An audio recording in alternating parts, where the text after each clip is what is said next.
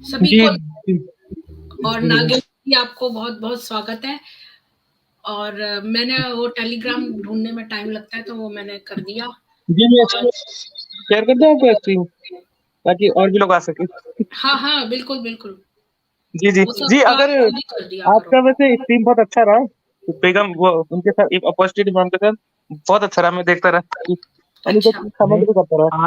आपके कम कल बात की है। कल से राज आ रहा मैं आपको प्रीति क्या? जी। हाँ, क्या?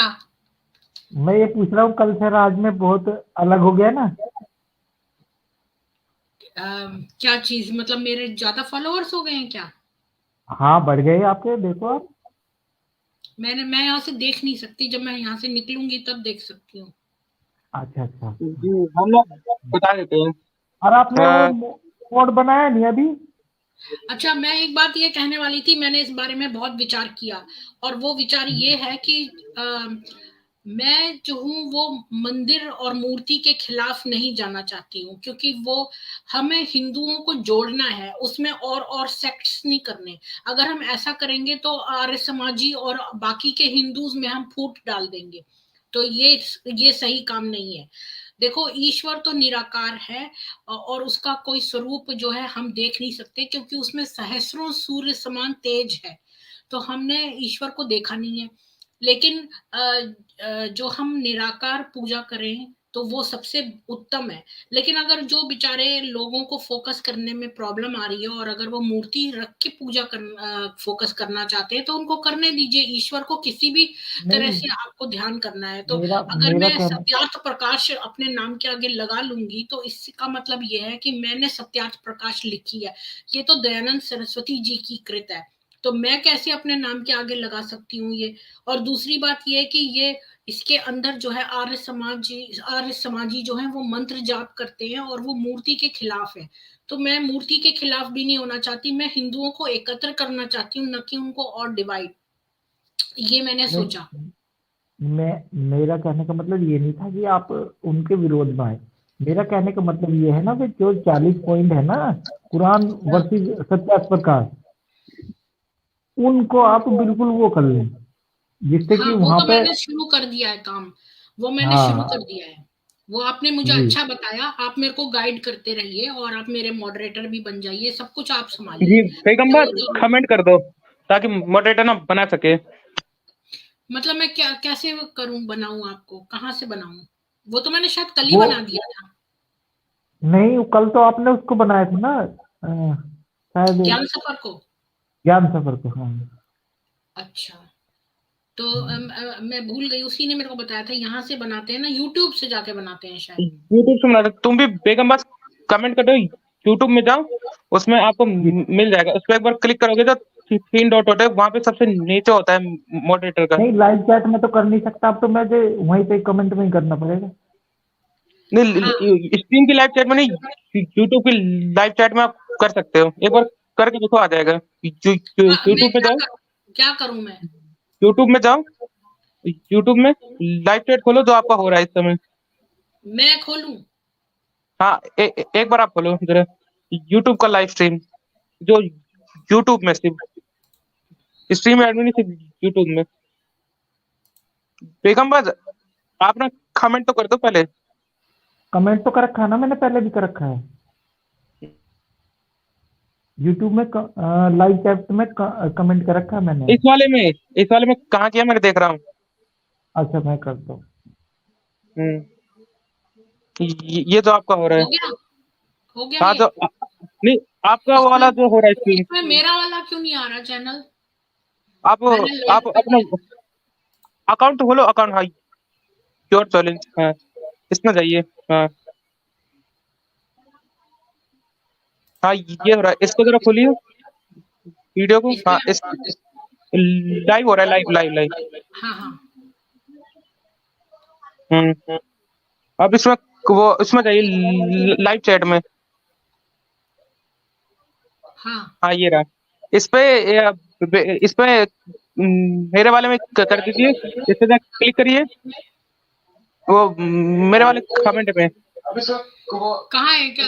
किसका कमेंट है? हाँ, ये ये बी पर लिखा है? हाँ, इसी पे जरा क्लिक करिए। इसके डॉट पे, हाँ हाँ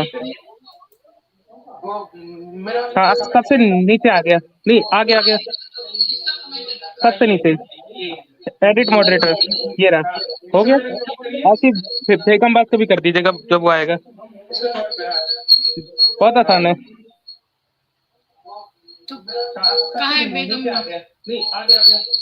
उन्होंने अभी शायद किया नहीं कमेंट, वो जब आ जाएंगे तब करिए, जब आ जाएंगे। बेगम बात को भी कर दीजिएगा जब वो आएगा, बहुत आसान है। हो गया मेरा वाला। उन्होंने भी शायद किया नहीं कमेंट, वो जब आ जाएंगे बेगम बात आई नहीं, एक बार उनका जब आएंगे तब करेंगे, अभी आई नहीं वो। मुझे स्टार्ट उन्होंने किया करना नहीं। है तो जी जी, आप स्टार्ट कर दीजिए। आवाज आ रही है। हो गया मेरा वाला। बेगम बात आई नहीं, एक बार उनका जब आएंगे तब करेंगे। ठीक है, मैं अब उसको क्लोज कर रही हूँ क्योंकि मुझे ये स्टार्ट करना है। तो हम कौन से पे थे? अब हम 54 पे हैं हम। ए ईमान वालों, संतोष करो, परस्पर थामे रखो और लड़ाई में लगे रहो, अल्लाह से डरो कि तुम छुटकारा पाओ। मंजिल 1 सिपा 4 सूरा 3 और आयत नंबर 200। यह कुरान का खुदा और पैगंबर दोनों लड़ाईबाज थे। जो लड़ाई की आज्ञा देता है वह शांति भंग करने वाला होता है। क्या नाम मात्र खुदा से डरने से छुटकारा पाया जा सकता है? वह अधर्म युक्त लड़ाई आदि डरने से। जो प्रथम पक्ष है तो डरना न डरना बराबर, और जो द्वितीय पक्ष है तो ठीक है। देखिए, अगर हम जाए तो अपने उसमें धर्म ग्रंथों में, तो भगवान श्री राम हो या श्री कृष्ण, युद्ध से पहले उन्होंने कहा था कि आप कॉम्प्रोमाइज कर लीजिए। जब भगवान श्री राम ने अंगद को भेज के कहा था, या फिर भगवान श्री कृष्ण ने 5 गांव मांग के किया था, उन्होंने कहा था कि युद्ध किसी भी तरह टले, लेकिन वो टले नहीं था। लेकिन इसमें कोई समझौता रखा ही नहीं किसी से भी। बिल्कुल, जो जैसा कि आपने कहा नागेंद्र जी की, जब ये लोग हमेशा मुसलमान कहते हैं कि आपके कृष्ण गीता में भी तो लिखा है लड़ाई की बात, तो फिर तो प्रॉब्लम ये है। अच्छा सॉरी, मैं इसमें लिंक देना ही भूल गई और लोग मांग रहे हैं लिंक, मुझे यहाँ देना चाहिए था, सॉरी अबाउट दैट। मैं पहले ये काम जी करती हूँ। बेगमबाज, आप कमेंट कर हाँ दीजिए ताकि मॉडरेटर बना सके इस ठीक लाइव में। ठीक, मैं अभी कर लाइव देता कर दिया हूँ, क्या? लाइव ही तो है। अच्छा, तो अब मैंने लिंक दे दिया है, जो भी आना चाहे पैनल पे, तो 6 लोग टोटल हो सकते हैं। तो अच्छा, मैं ये कह रही थी, तो लोग ये मुसलमान कहते हैं कि जो हिंदू हैं उनकी गीता में भी तो लिखा है लड़ाई की बात, तो वो लड़ाई जो है उसके लिए पहले कृष्ण जी जो थे वो शांति दूत बन के गए, और उन्होंने बहुत प्रयास किया कि उनका जो है वो शांति हो जाए, और यहाँ तक कि जो पांडव थे वो मान गए कि 5 गांव ही लेके हो जाएंगे संतुष्ट, लेकिन वो भी कौरव कर नहीं दिया देना मैंने चाहते। कमेंट। हाँ, तो अरे इसमें नहीं, मेरे को तो वहां से जाना पड़ेगा यूट्यूब से, यहाँ से नहीं हो रहा। जी जी, यहाँ से होगा भी नहीं, यूट्यूब से ही होगा सीधा। अच्छा, तो फिर से खोलूं यूट्यूब, तो मैं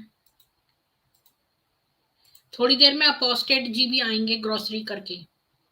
जी जी जी, इसमें बातचीत भी होती रहेगी। असल में जो भगवान श्री कृष्ण ने तो कहा था कि 5 दे तो हम उसी में समझौता मिल, लेकिन दुर्योधन हटी था, उसने माना नहीं। लेकिन इसमें देखा जाए तो मोहम्मद भी हटी है दुर्योधन से ज्यादा।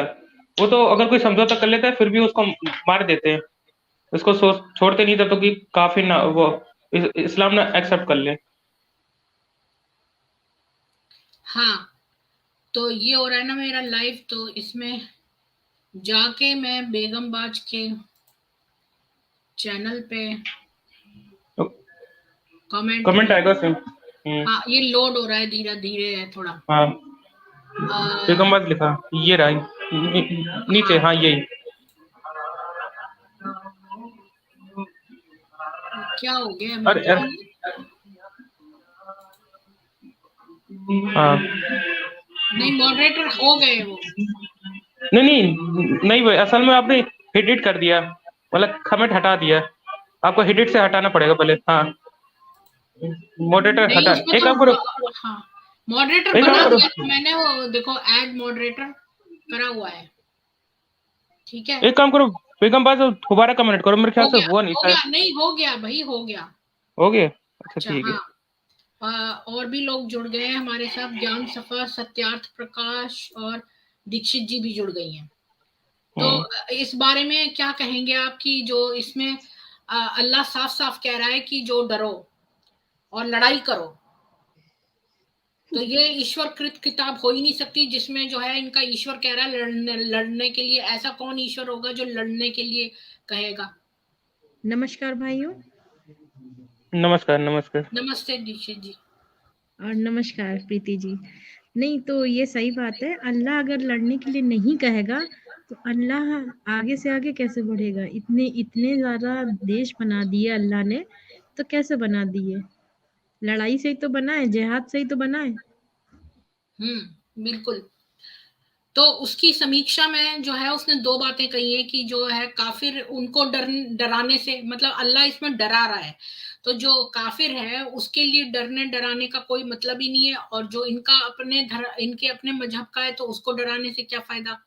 तो ये वाली बात, ठीक है। हम आज ना एटलीस्ट 10-20 पॉइंट जरूर करेंगे। हम लोग इधर उधर बहुत बातें करने लगते हैं तो हमारे पॉइंट्स रह जाते हैं, और इसमें बहुत हैं, 146 करीब हैं।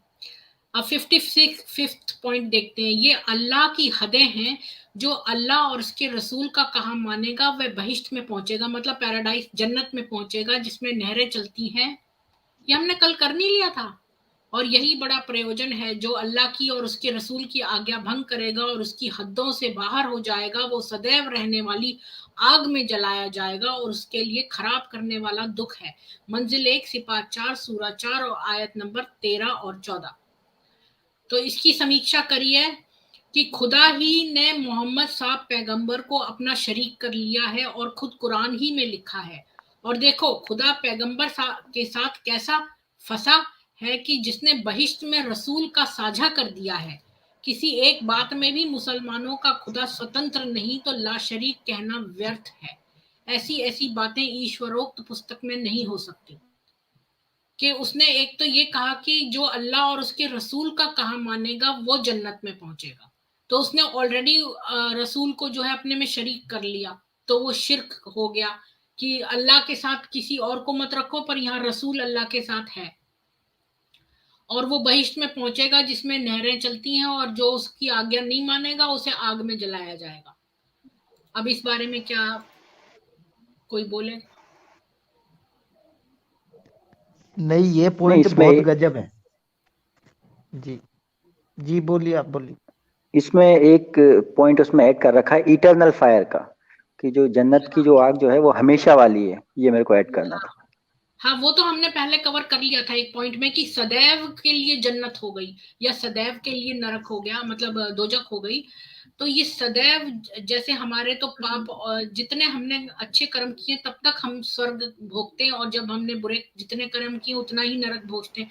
तो ये सदैव के लिए जन्नत और सदैव के लिए यही अन्यायकारी है एक तरह से। ये एक और पॉइंट हमने पहले डिस्कस करा हुआ है, कल परसों में करा होगा।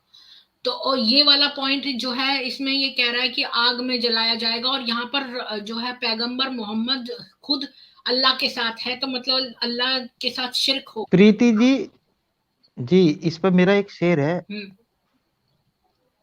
मजहब में यूं भी धोखा खाने लगे हैं लोग, मजहब में यूं भी धोखा खाने लगे हैं लोग, खुदा की जगह मोहम्मद को चाहने लगे। करेक्ट।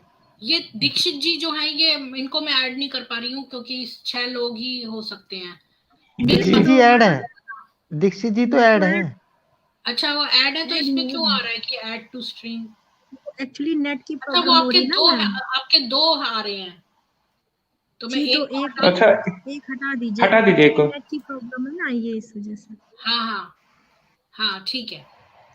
तो मैंने एक जो है उसको हटा दिया है, फिर मेरे को गलतफहमी हो गई। तो अगला पॉइंट तो, चलें। जी तो इस शेर पे गौर, असल में ये खुदा को कम मानते हैं, मोहम्मद को ज्यादा मानते हैं। इनकी परेशानी ये मोहम्मद है। अरे इनका तो अल्लाह के खुदा में तो ये खुदा ने तो कोई हाँ कमी कर नहीं रखी ऐसी जो मोहम्मद ने कर रखी। तो असल में वर्षों लगे, वर्षों लगे सूरत भी सुधारने में, और कुछ लोग आए और पूरी सूरत बिगाड़ दी। मोहम्मद ही इन्हें खुदा है वर्षों लग गए और थे कोई नहीं है। मोहम्मद की मोहम्मद ही सूरत संवारने में, जो लगे थे ना, वर्षों लगे थे, बहुत टाइम लगा था। लेकिन कुछ नहीं, लोगों ने जो सीखा और आए तो सूरत ही बिगाड़ दी, मतलब उसके बारे में मोहम्मद ही सब चीज खुदा है। बता दिया। जी मोहम्मद ही खुदा है असल में, मोहम्मद ही अल्लाह है। और कोई नहीं है, क्योंकि उसने ही सब कुछ बताया अल्लाह के बारे में, तो मोहम्मद ही अल्लाह है। और कोई है ही नहीं कोई। ये अच्छा झूठा है कि कोई अल्लाह वो है, मोहम्मद ही अल्लाह है। प्रीति मैम आवाज सुन रहे हैं मेरी? हाँ, और आपका फिर से वो एक अलग नहीं, से आ आप गया। ऐसा कीजिए, दोनों को हटा दीजिए, थोड़ा नेट प्रॉब्लम हुई है। तो आप तो रहिए ना स्ट्रीम में, मैं आपको क्यों हटाऊंगी?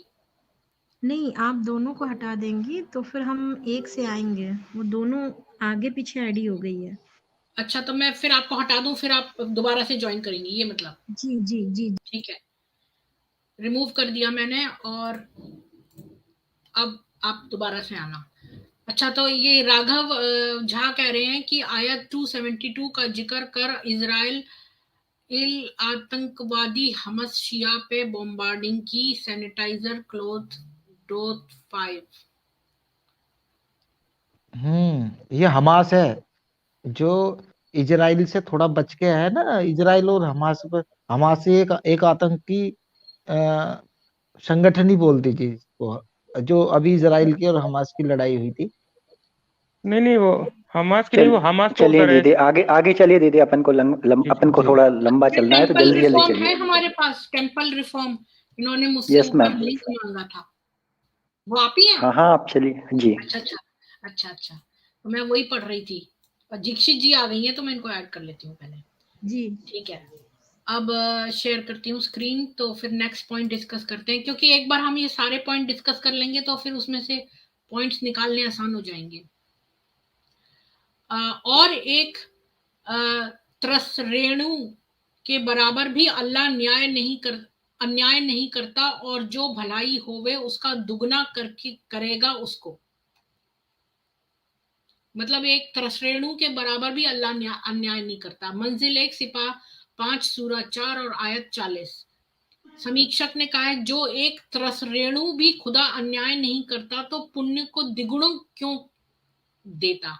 मतलब पुण्य आपका दुगना कर दूंगा, तो अगर अन्याय कर रहा है तो जो इनका पुण्य है उनको दुगना क्यों कर रहा है?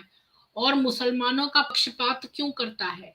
वास्तव में द्विगुण व न्यून फल कर्मों का देवे तो खुदा अन्यायी हो जाए। मुसलमान सिर्फ हाँ, अल्लाह का है।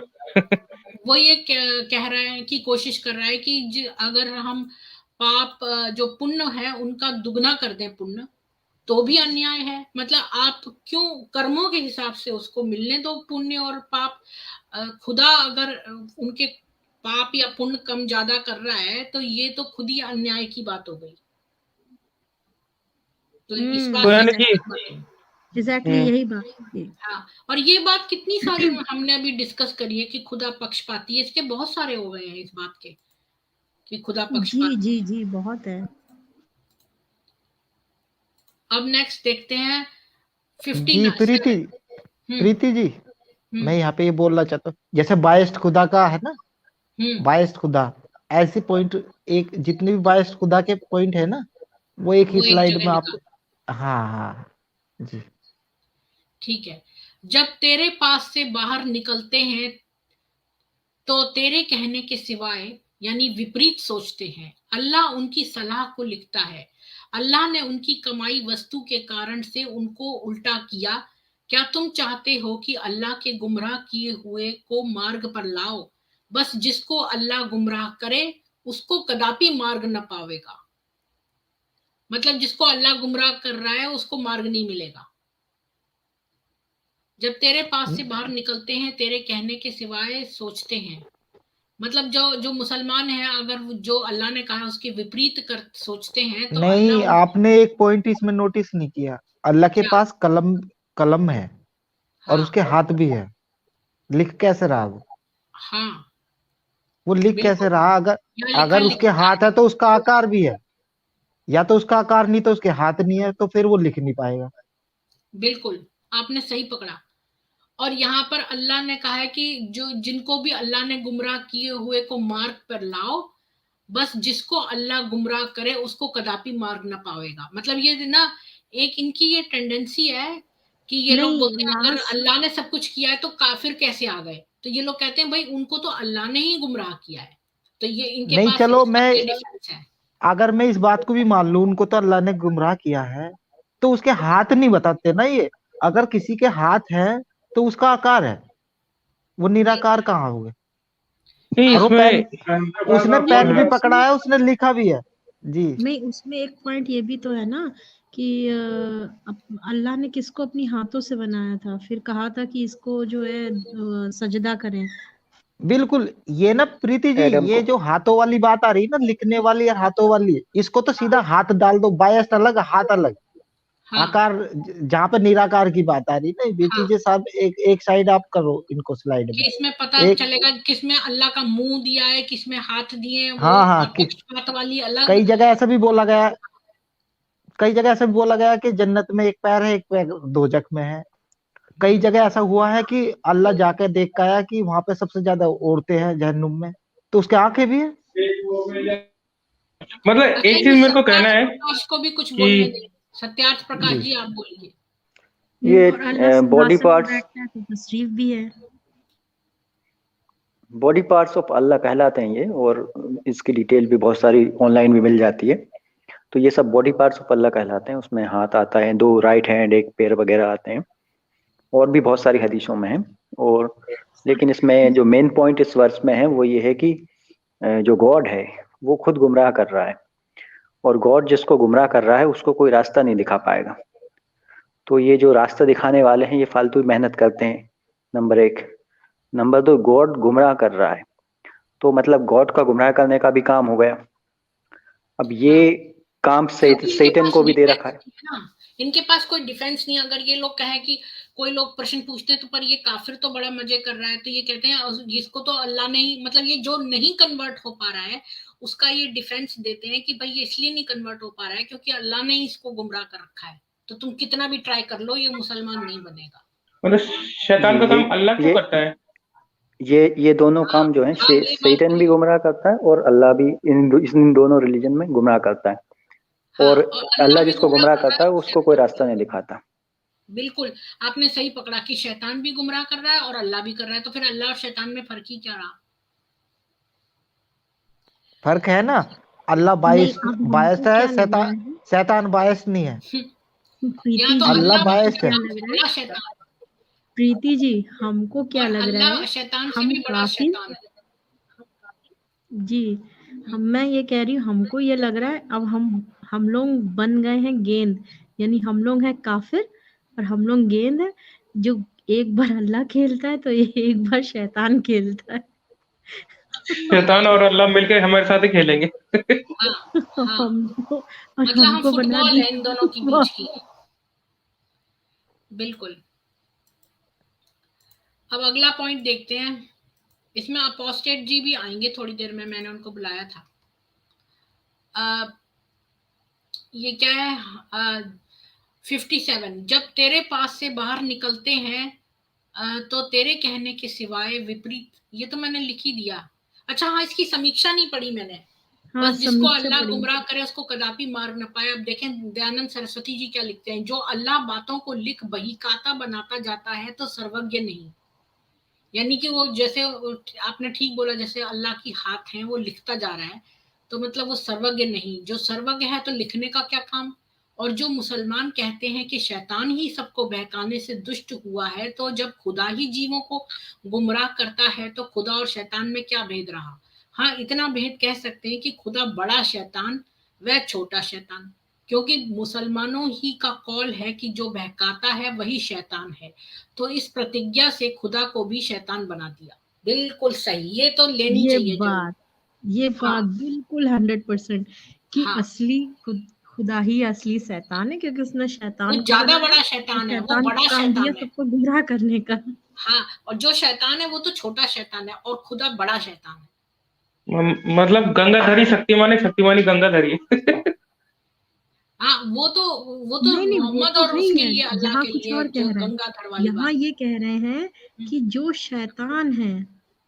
शैतान है उसको ये कहते हैं कि गुमराह करता है शैतान अपने उससे इरादे नहीं, से, और इन्होंने इसमें शैतान को कपाल बनाया ही इसलिए है कि ये वो सबको गुमराह करे। तो बड़ा हाँ, शैतान कौन? हाँ, नहीं, कपाला कपाला और डॉक्टर जैकोल एक ही काम के लिए बने हैं, बुराई को हम्म। फैलाने के लिए। अच्छा, अब 58 देखते हैं। और अपने हाथों को न रोकें तो उनको पकड़ लो, जी, और जहां एक मिनट, पाओ। प्रीति जी, हाँ, हाँ, हाँ, हाँ। इमाम साहब आ गए हैं। अच्छा, इमाम अच्छा। साहब आ गए, आप मुझे पीछे कर दीजिए, इमाम साहब को ऊपर ले लीजिए। आप मुझे नीचे कर दिए, मेरे को कहीं जाना भी होगा। कौन है आप? मतलब आप कौन बोल रहे हैं? बी पॉलिटिकल बोल रहे हैं या बेगम बारी जी बोल जी रहे हैं? जी जी, मैं पी पॉलिटिकल। इमाम साहब आ गए, अच्छा, मुझे नीचे कर दीजिए। तो मैं इमाम जी, आपका बहुत स्वागत है। आपकी ग्रोसरीज हो गई? नहीं, अभी तो नहीं है एक्चुअली, दोस्त ही लेट हो गया या वो ही नहीं आया, अच्छा, तो मैंने स्ट्रीम पर ही मैं आ गया। हाँ। तो हम अभी जो वो पढ़ रहे थे, उसमें ये था कि शैतान ही गुमराह करता है, और तो और अल्लाह ही गुमराह करता है। मतलब ये लोग समझते हैं जो गुमराह करता है वो शैतान है, और अल्लाह ही गुमराह कर रहा है। तो अल्लाह तो बड़ा शैतान हुआ, और शैतान जो है वो छोटा शैतान है। अच्छा, मैं अगली नई वाली हदीस आपके साथ, नई वाली मतलब हदीस नहीं है, ये सारी कुरान की आयतें हैं, वो शेयर करती हूँ। तो 58 हम डिस्कस कर रहे हैं। और अपने हाथों को न रोकें तो उनको पकड़ लो, और जहां पाओ मार डालो। मुसलमान को मुसलमान का मारना योग्य नहीं, मतलब मुसलमान मुसलमान को न मारे।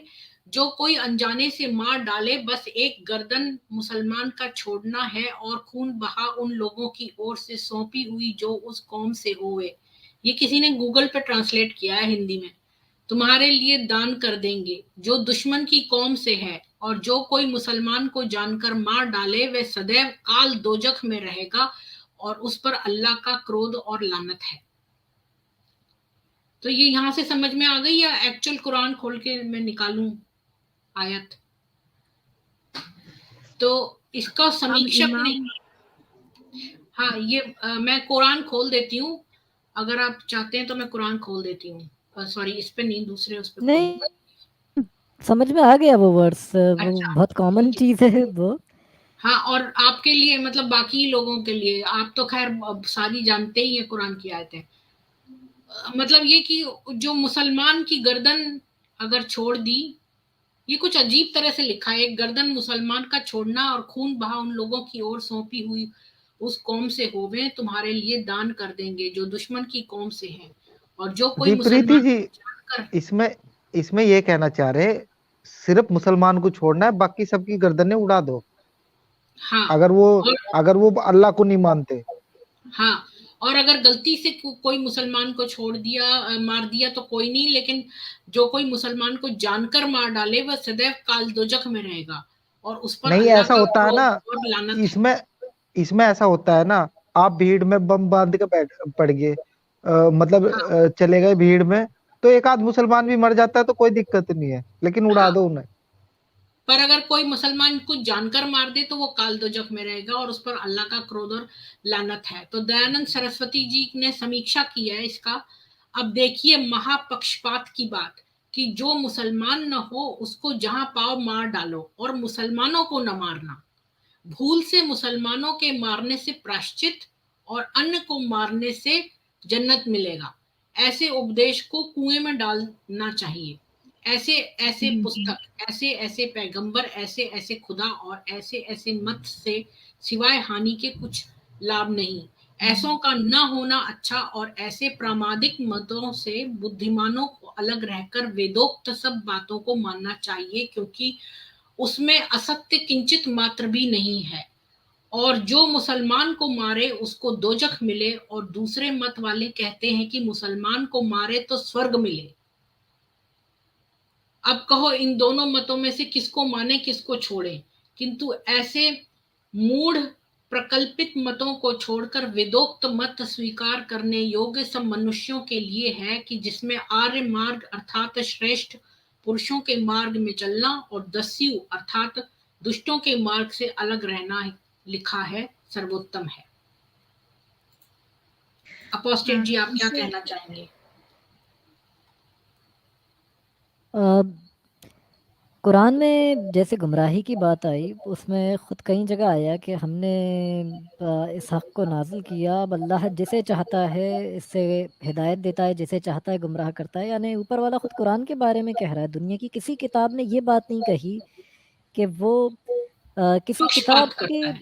कि वो मतलब जिसे चाहता है हिदायत देता है इसी किताब से यानी कुरान से, और जिसे चाहता है गुमराह करता है। तो अजीब चीज़ है कि मतलब कुरान गुमराह भी कर सकता है। उसने खुद कहा हम इससे बहुतों को हिदायत देते हैं, बहुतों को गुमराह करते हैं इस किताब से। तो अजीब चीज़ ये है कि दुनिया की कोई भी किताब इस तरह की बात नहीं करती कि वो अपने फॉलोअर को गुमराह भी कर सकती है। तो आपको फिर कुरान को कोई पढ़ने वाला कैसे कह सकता है कि वो हक पर है? हो सकता है ऊपर वाले ने उसे इसी किताब से गुमराह कर दिया हो, क्योंकि किताब खुद आपको मिसगाइड भी कर सकती है और इसका ऊपर वाला भी गुमराह कर सकता है।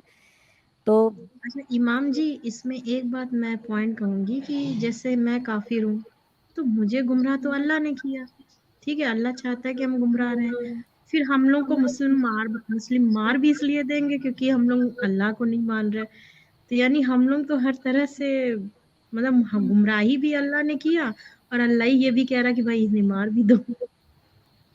ये क्या डुअल नेचर है। इवन मुस्लिम आपस में एक दूसरे को भी मारेंगे।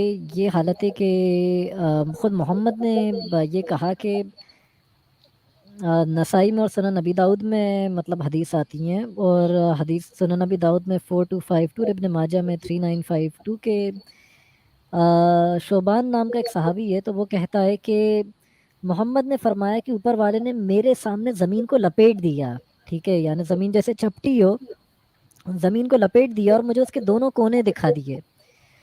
और ऊपर वाले ने मेरे सामने दो ख़जाने पेश करे, एक तो लाल रंग का था और एक सफ़ेद रंग का था। और मैंने अपने रब से दुआ की कि ऐ रब मेरी कौम को कोई भी बाहर वाला नहीं मिटा पाए। तो वो दुआ ऊपर वाले ने कबूल कर ली। और मैंने कहा कि रब ये कौम जो है मतलब हमेशा एक रहे। तो ऊपर वाले ने इस दुआ को कबूल नहीं करा, बल्कि कहा कि ऐ मोहम्मद तुम्हारी कौम को कोई बाहर वाला तो नहीं मिटा पाएगा, ना कोई बीमारी कभी इसे ख़त्म कर पाएगी, इन्हें जड़ से मिटा पाएगी, मगर जब ये लोग आपस में लड़ना शुरू करेंगे तो क़यामत तक लड़ते रहेंगे और कोई इन्हें बाहर वाला नहीं मारेगा। ये एक दूसरे की गर्दनें काट के एक दूसरे को ये कत्ल करेंगे, कोई बाहर वाला इन्हें जड़ से नहीं मिटा पाएगा, ये एक दूसरे को मारेंगे, काटेंगे। और फिर उसके बाद कहा कि जो हक वाला गिरोह होगा उसे कोई नुकसान नहीं पहुंचा पाएगा और वही आखिर में गालिब होगा। यानी एक तरीके से मारकाट चलती रहेगी और जो सच्चा मुसलमानों का ग्रुप होगा, जो भी सच्चे फॉलोअर होंगे, वो आखिर में मतलब एक तरीके से जंग जीत जाएंगे इस मारकाट वाली। तो ये एक इम्पॉसिबल चीज़ है कि मतलब नहीं आपकी बात तो समझ में आई, लेकिन ये सच्चा हक वाला कौन होगा, उसके क्या मतलब क्या लक्षण होंगे, किन लक्षणों से पहचाना जाएगा, सिम्टम्स आखिर क्या में बच होंगे गया ना, इसके? मारकाट में सबको मार काट के लड़ते रहे, उसको वो आखिर में सरवाइव कर गया, उसके मतलब कुछ आखिर में जो फॉलोअर्स बच गए। बचेगा वो मतलब ये बहुत अच्छी बात है, यानी उसके लक्षण नहीं पता, जो जीता वही नहीं सिकंदर। हाँ, अपोस्टेट इमाम जी, एक मैंने हॉलीवुड की मूवी देखी थी, उसमें कुछ लोगों को छोड़ दिया जाता है, वे फाइटर्स रहते बेगम हैं बात जी आप उन। समझ नहीं रहे हैं, इस जगह जी कितना बड़ा गेम खेल दिया गया। यानी 10 लोग लड़ाई करेंगे और उस अल्लाह ने ये कह दिया कि जो हक पर है वो जीतेगा। तो पता कैसे चलेगा कौन हक पर है? तो ये नहीं बताया, इसको छिपा के कह बस दिया जो जीतेगा वही हक पर वो है। जो जीतेगा वही ये सिकंदर। देखिए अल्लाह वो ये भी नहीं जानता है कि कौन जीतेगा, कौन हक पर है, वो इसके लक्षण भी नहीं बता रहा वो।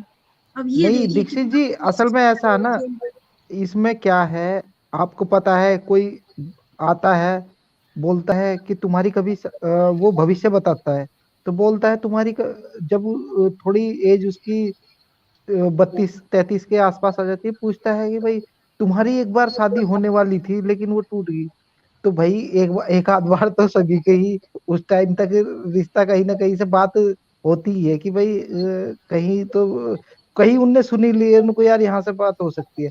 सेम वही है, ऐसे पॉइंट देगा कि नहीं नहीं नहीं वो लास्ट में जो बचेगा वही। बेगम बात जी जी, यदि किसी को देखो उम्र कितनी हो, करीब अगर 50 के लमसम, अगर थोड़ा सा लग रहा है थोड़ा एजेड हो गया, तो कह दो आपके हमेशा सर दर्द बना रहता है, पेट में दर्द जी रहता जी है, जी तो शारीरिक बिल्कुल तकलीफ होती है, वो तो अपने आप ही होगी क्योंकि उसकी एज स्टार्ट हो रही है। बिल्कुल। छोटी छोटी दिक्कतें तो होंगी। तो मतलब ये गेम अगर खेलना उसकी 16 या वो 20 के आसपास है एज, तो उसको बोल दो भाई तुम्हें कोई लड़की पसंद थी लेकिन पसंद है, तुम्हारा तो उससे वो हो नहीं उसको तो पाया। कोई ना कोई तो पसंद ही होगी। तो ये ज्योतिष का ज्ञान है। ये ज्योतिष का ज्ञान है, लेकिन इसमें जो अल्लाह ने किया वो तो एक्सट्रीम लेवल का था। यानी आप जो हक पर होगा वो स्वर्ग, मतलब वो जन्नत जाएगा। जो अब हक जीतेगा पर कौन वही होगा अल्लाह अल्लाह ने हम दिया है जानेंगे उसको। कैसे? जी नहीं, इसको जो ऐसा बोल जीता सकते हैं वही मतलब अल्लाह का चुनाव नहीं नहीं, है, अब जो सुनिए जीता है सुनिए प्रीति जी, वही इसको सुनिए ऐसा सुनिए। बोलेंगे जो जीता वही सिकंदर। हाँ। नहीं नहीं, अब यहाँ देखिए अल्लाह लक्षण नहीं बता रहा कि भाई कौन है हक पर, हम पहचानेंगे कैसे? भाई हम हैं, मेरे सामने लड़ाई हो रही है तो हमें ये अल्लाह बता दे ये भाई हक पर है, लक्षण वहीं पे बताने से जाके हम अगर लक्षण वाला शामिल हो हार जाए, गया उसी के साथ लड़े। दीक्षित जी, लेकिन उसने ये गायबे कर दिया कि मतलब हक पे कौन है। हाँ, उसने वो कहा पता जो है जीता दीक्षित वही जी, हक। अच्छा, नहीं ये दीक्षित जी उसकी अपना चाल काम है। ही खत्म कर अगर दिया। मान लो उसने लक्षण बता दिए होते और वो लक्षण वाला हार जाता, फिर ये क्या करते? अभी ये तो क्या ये बस कह बस देते बस। हैं कि भाई जो हार नहीं, गया वो ये चाल है। इसमें कंफ्यूजन ने खुद मुसलमानों को डाल दिया कि मुसलमान पहचान ही नहीं पाएंगे कि हक में कौन है, तो यही समझ में नहीं आएगा कि हम किसके साथ लड़े।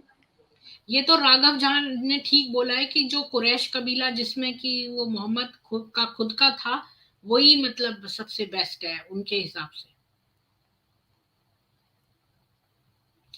अच्छा, चलिए आगे नेक्स्ट शुरू पॉइंट कीजिए। लेते हैं। हमारा हम पॉइंट में बहुत ज्यादा अंदर चले जाते हैं तो हमारा पॉइंट्स जल्दी जल्दी नहीं होंगे फिर। और उसी पॉइंट पर डिस्कस करिए।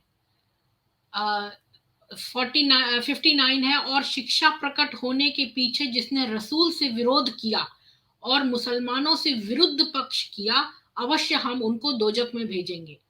तो इसका मतलब कि जिसने भी मोहम्मद का और मुसलमानों का विरोध किया वो जो है नरक जाएगा। समीक्षक ने कहा, अब देखिए खुदा और रसूल की पक्षपात की बातें। मोहम्मद साहब आदि समझे थे कि जो खुदा के नाम से ऐसी हम न लिखेंगे तो अपना मजहब न बढ़ेगा और पदार्थ न मिलेंगे, आनंद भोग न होगा। इसी से विदित होता है कि वे अपने मतलब सिद्ध करने में पूरे थे और अन्य के प्रयोजन बिगाड़ने में। इससे ये अनाप्त थे। इनकी बातों का प्रमाण आप्त विद्वानों के सामने कभी नहीं हो सकता। मतलब आप तो वो व्यक्ति होता है जिसकी सारी जो इच्छाएं हैं वो पूर्ण हो गई हो, उसको आप तो बोलते हैं। तो अब यहाँ पर ये पक्षपात कर रहे हैं, ये कह रहे हैं कि अगर तुम मोहम्मद को और मुसलमानों को मानोगे तब तुम आनंद भोगोगे और तुम्हें पदार्थ मिलेंगे, और अगर नहीं करोगे तो तुम्हें आनंद भोग नहीं मिलेगा, पदार्थ नहीं मिलेंगे और दूसरों का प्रयोजन बिगाड़ा है। तो ये भी एक अजीब बात है कि मरने के बाद मतलब इनकी जो इच्छाएं हैं इनका खात्मा नहीं हुआ, ये अपनी इच्छाएं लेकर जन्नत जा रहे हैं आनंद भोगने के लिए। अच्छा, मतलब ये पॉइंट हमें वैसे कम समझ में आया, थोड़ा ये क्या कहा अपोस्टेट गया जी इस बारे में। समझाएंगे। अपोस्टेट जी आप समझाइए, अगर आप चाहें तो मैं दोबारा दिखा सकती हूँ। जी, उसको वापस से जो आयत उस पे थी, ताकि मैं उस पे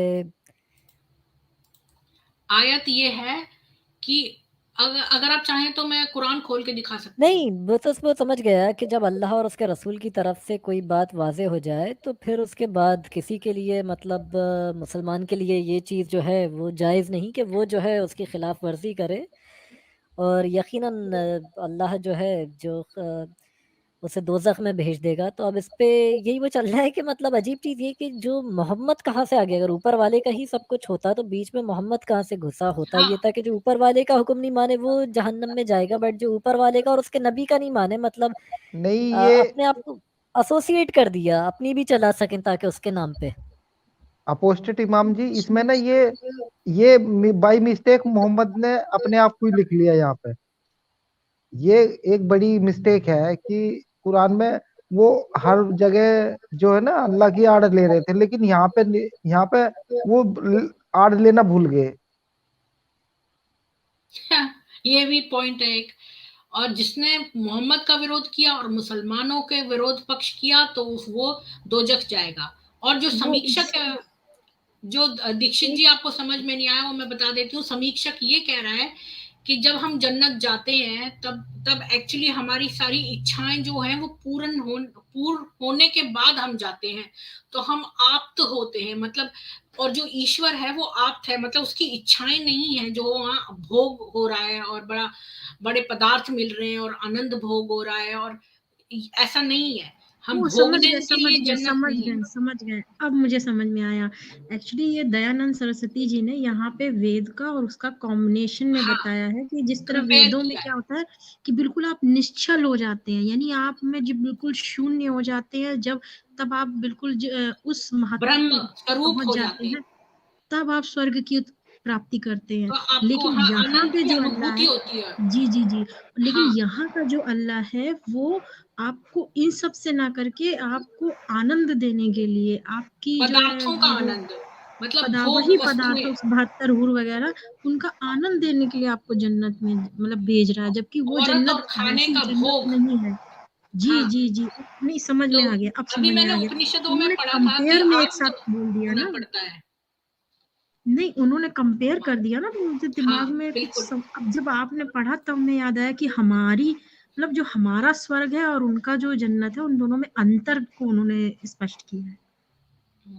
राघव झा जी, आप ऐसे क्वेश्चंस मत पूछिए, क्योंकि अभी हम दूसरी चीजों पर नहीं डिस्कशन कर रहे हैं। ये हम केवल सत्यार्थ प्रकाश के जो 14th चैप्टर में आयतें दी हैं उसी पर ऑब्जेक्शंस जो रेज्ड हैं वो डिस्कस कर रहे हैं। ओ, मैंने ये नहीं करा शेयर। और अब नेक्स्ट पे चलते हैं 60th। जो अल्लाह, फरिश्तों, किताबों, रसूल और कयामत के साथ कुफ्र करे, निश्चय वह गुमराह है। निश्चय जो लोग ईमान लाए फिर काफिर हुए, फिर ईमान लाए, फिर पुनः फिर गए और कुफ्र में अधिक बढ़े, अल्लाह उनको कभी क्षमा न करेगा और न मार्ग दिखलाएगा। तो यहाँ पर ये कह रहा है कि जो भी अल्लाह और उसके जो फरिश्ते हैं और अल्लाह की किताबें जो हैं और मोहम्मद और कयामत, इनके साथ जो भी कुफ्र करेगा वो तो गुमराह है। और जो मतलब मुसलमान इस्लाम में कन्वर्ट हो गया और फिर काफिर हो गया और फिर इस्लाम में आ गया और फिर चला गया इस्लाम छोड़ के, उनको अल्लाह कभी माफ नहीं करेगा और ना मार्ग दिखलाएगा। नहीं ये दल बदल, इसको बहुत प्रीति नहीं, जी इसको दल बहुत बदल। नहीं हाँ, नहीं नहीं, ये शायद उनके लिए है, जैसे एक्स मुस्लिम हुए फिर ये चीज हाँ, है ये तो है ही। तो फिर एक्स इसमें तो मुस्लिम वो हाँ हाँ, जो इसमें बार बार इमाम जी ईमान बहुत लाता अच्छा है और फिर चला जाता है उसको अपोस्टल छोड़। इमाम जी इसमें समझाएंगे हम लोगों को। और समीक्षक का भी पढ़ देती हूँ। क्या अब भी खुदा लाशरीक रह सकता है? क्या लाशरीक कहते जाना और उसके साथ बहुत सी शरीक भी मानते जाना यह परस्पर विरुद्ध बातें नहीं है क्या? क्या 3 बार क्षमा के पश्चात खुदा क्षमा नहीं करता? यानी वो क्षमा कर दिया उसने, फिर उसने इस्लाम में ले लिया, फिर वो चला गया, फिर आ गया, तो 3 बार के बाद क्या खुदा क्षमा नहीं करता? और 3 बार कुफ्र करने पर रास्ता दिखलाता है, वह चौथी बार से आगे नहीं दिखलाता। यदि 4-4 बार भी कुफ्र सब करें तो कुफ्र बहुत ही बढ़ जाएंगे। अच्छा ये कुफ्र, अच्छा तो इसे ये नहीं समझ में आया, ये कुछ और बोल रहे हैं शायद। तो अपोस्टेट जी आपको एक्सप्लेन करना है।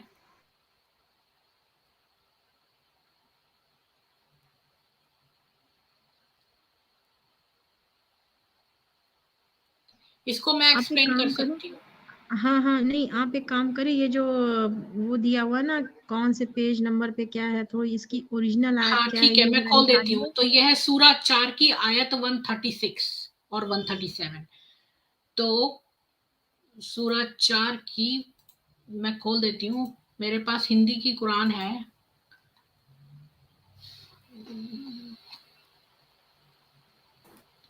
प्रीति जी आपका ग्रुप में सभी ग्रुप में शेयर कर दिया। अच्छा, थैंक यू। तो इसमें कौन सी है? सूरा 4 की 136 और 137। तो सूरा 4 की 136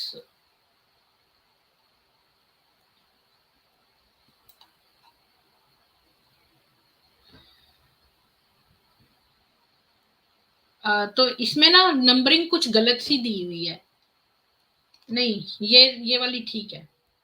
अच्छा, ये लिखा है ए ईमान वालों, खुदा और उसके रसूल मोहम्मद सल्लल्लाहु अलैहि वसल्लम पर और उसकी किताब पर जो उसने अपने रसूल मोहम्मद पर नाजिल की है और उस किताब पर जो उसने पहले नाजिल की ईमान लाओ। और ये भी याद रहे कि जो शख्स खुदा और उसके फरिश्तों और उसकी किताबों और उसके रसूलों और रोजे आखिरात का मुनकिर हुआ तो वे राह रास्त से भटक के दूर जा पड़ा। मतलब जिसने भी इन चीजों को नहीं माना है वो भटक गया है।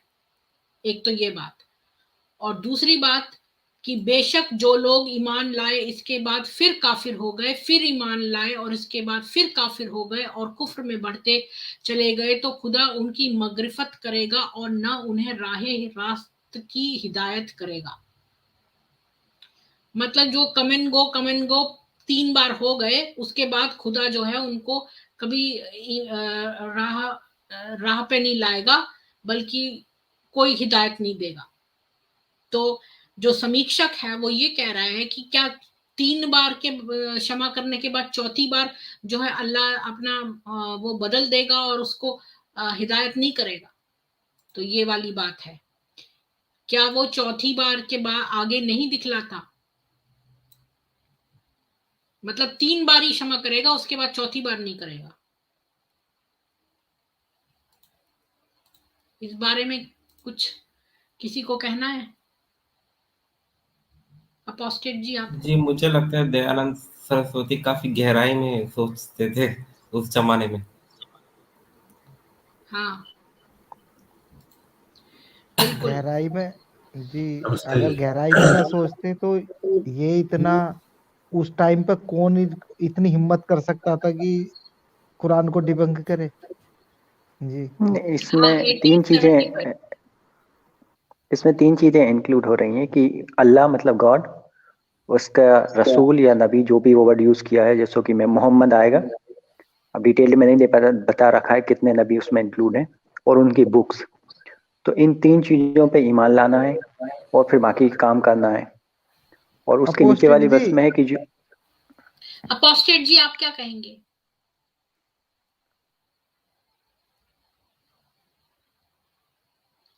मुझे लगता है अपोस्टेट जी अपने काम में बिजी हो गए हैं। सो गए वो अपने हैं। कामों में बिजी हो गए, उनका शाम के खाने का सफर का टाइम है, तो वो अपनी ग्रोसरीज वगैरह में बिजी हो गए हैं। ठीक है, अब मैं अगला पॉइंट लेती हूँ। ये वाला सबको समझ में आ ही गया है। दीक्षित जी कहाँ चली गई? अरे हैं वो, तो मैं समझ में नहीं आ रहा मैं उनको कैसे ऐड करूं। मुझे अपोस्टेट बैक जी तो स्टेज रखिएगा। नहीं, मुझे बैक अपोस्टेट स्टेज जी रखिएगा। वैसे है नहीं, पर मैं अपोस्टेट जी को रिमूव नहीं कर सकती ना, तो मुझे या बैक कर स्टेज रख दूं? दीजिए। नहीं नहीं, नहीं नहीं, रहने उनको दो, रखिए, मैं मुझे बैक रखिए स्टेज बैक चला स्टेज। जाता हूँ, कोई नहीं, दिक्कत ऐसा हो सकता है ना, अपोस्टेट जी दोबारा ज्वाइन कर लेंगे ना जैसे ही वो आ जाएंगे तो है। मुझे बैक नहीं नहीं, स्टेज रख कोई दीजिए, बात नहीं, हाँ आप दीक्षित जी रहने को दो। लेते हाँ, हैं। नहीं नहीं मैंने कर दिया, क्योंकि वो है नहीं तो वो अपने आप वो सोचेंगे इंटरनेट कनेक्शन खराब हो गया तो वो चले आ जाएंगे फिर। ठीक है, अच्छा, नहीं वो हैं कि कहीं चले गए हैं? मतलब मैंने हेलो हेलो करा तो वो बोल नहीं रहे थे, तो फिर जो लोग पार्टिसिपेट कर रहे हैं उन्हें पार्टिसिपेट करने देते हैं, खाली यहाँ पर आइकॉन बना के रखने से तो कोई फायदा नहीं है ना। नहीं नहीं, लेकिन अगर इमाम जी आते, हो सकता कभी कभी वो नेट आएंगे प्रॉब्लम तब मेरे हम साथ भी आ डिसाइड कर जाती है। लेंगे जी कि जी किसी को बिल्कुल रिमूव बिल्कुल करना। ठीक है ना, बिल्कुल। यही मैंने जी जी सोचा जी। है। और उनको बोलेंगे कि इंटरनेट खराब हो गया है। 61 पॉइंट देखते हैं। निश्चय अल्लाह बुरे लोगों और काफिरों को जमा करेगा दोजख में। निश्चय बुरे लोग धोखा देते हैं और अल्लाह को, और उनको वह धोखा देता है। ए ईमान वालों, मुसलमानों को छोड़ काफिरों को मित्र मत बनाओ। तो समीक्षक कह रहा है मुसलमानों के पैराडाइस यानी जन्नत और अन्य लोगों के दोजख में जाने का क्या प्रमाण है? कोई मतलब प्रमाण है नहीं, कोई वापस आया नहीं है वहां से ये कहने वाला जो हम मुसलमान थे हम जन्नत गए हैं। जीवा जो बुरे लोगों के धोखे में आता है और अन्य को धोखा देता है, ऐसा खुदा हमसे अलग रहे।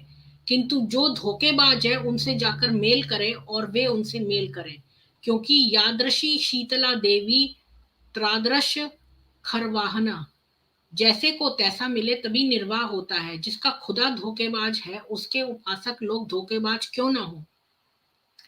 क्या दुष्ट मुसलमान हो उससे मित्रता और अन्य श्रेष्ठ मुसलमान भिन्न से शत्रुता करना किसी को उचित हो सकती है?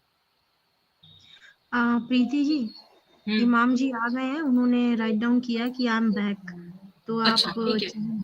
जी जी उन्हें ले लीजिए। तो फिर मैं किसको हटाऊं? जी मुझे हटा दीजिए, किसी नहीं को भी, नहीं, लेकिन अब 5 हो 5 गए, ही आप लोग ले हैं। लीजिए। आप मुझे हटा दीजिए, मैं थोड़ी देर में आ नहीं जाऊंगा। नहीं नहीं नहीं, अब हो गए सारे। मैं अपोस्टेट हटा जी, लेता हूँ। इमाम जी आप अ, हैं?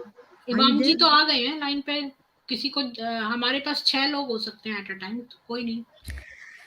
तो वैसे 6 हो सकते हैं, तो वो ऐड हो जाएंगी मुझे लगता है हाँ, वही मैं उनको। कह रही थी कि उनको जाने की जरूरत नहीं थी।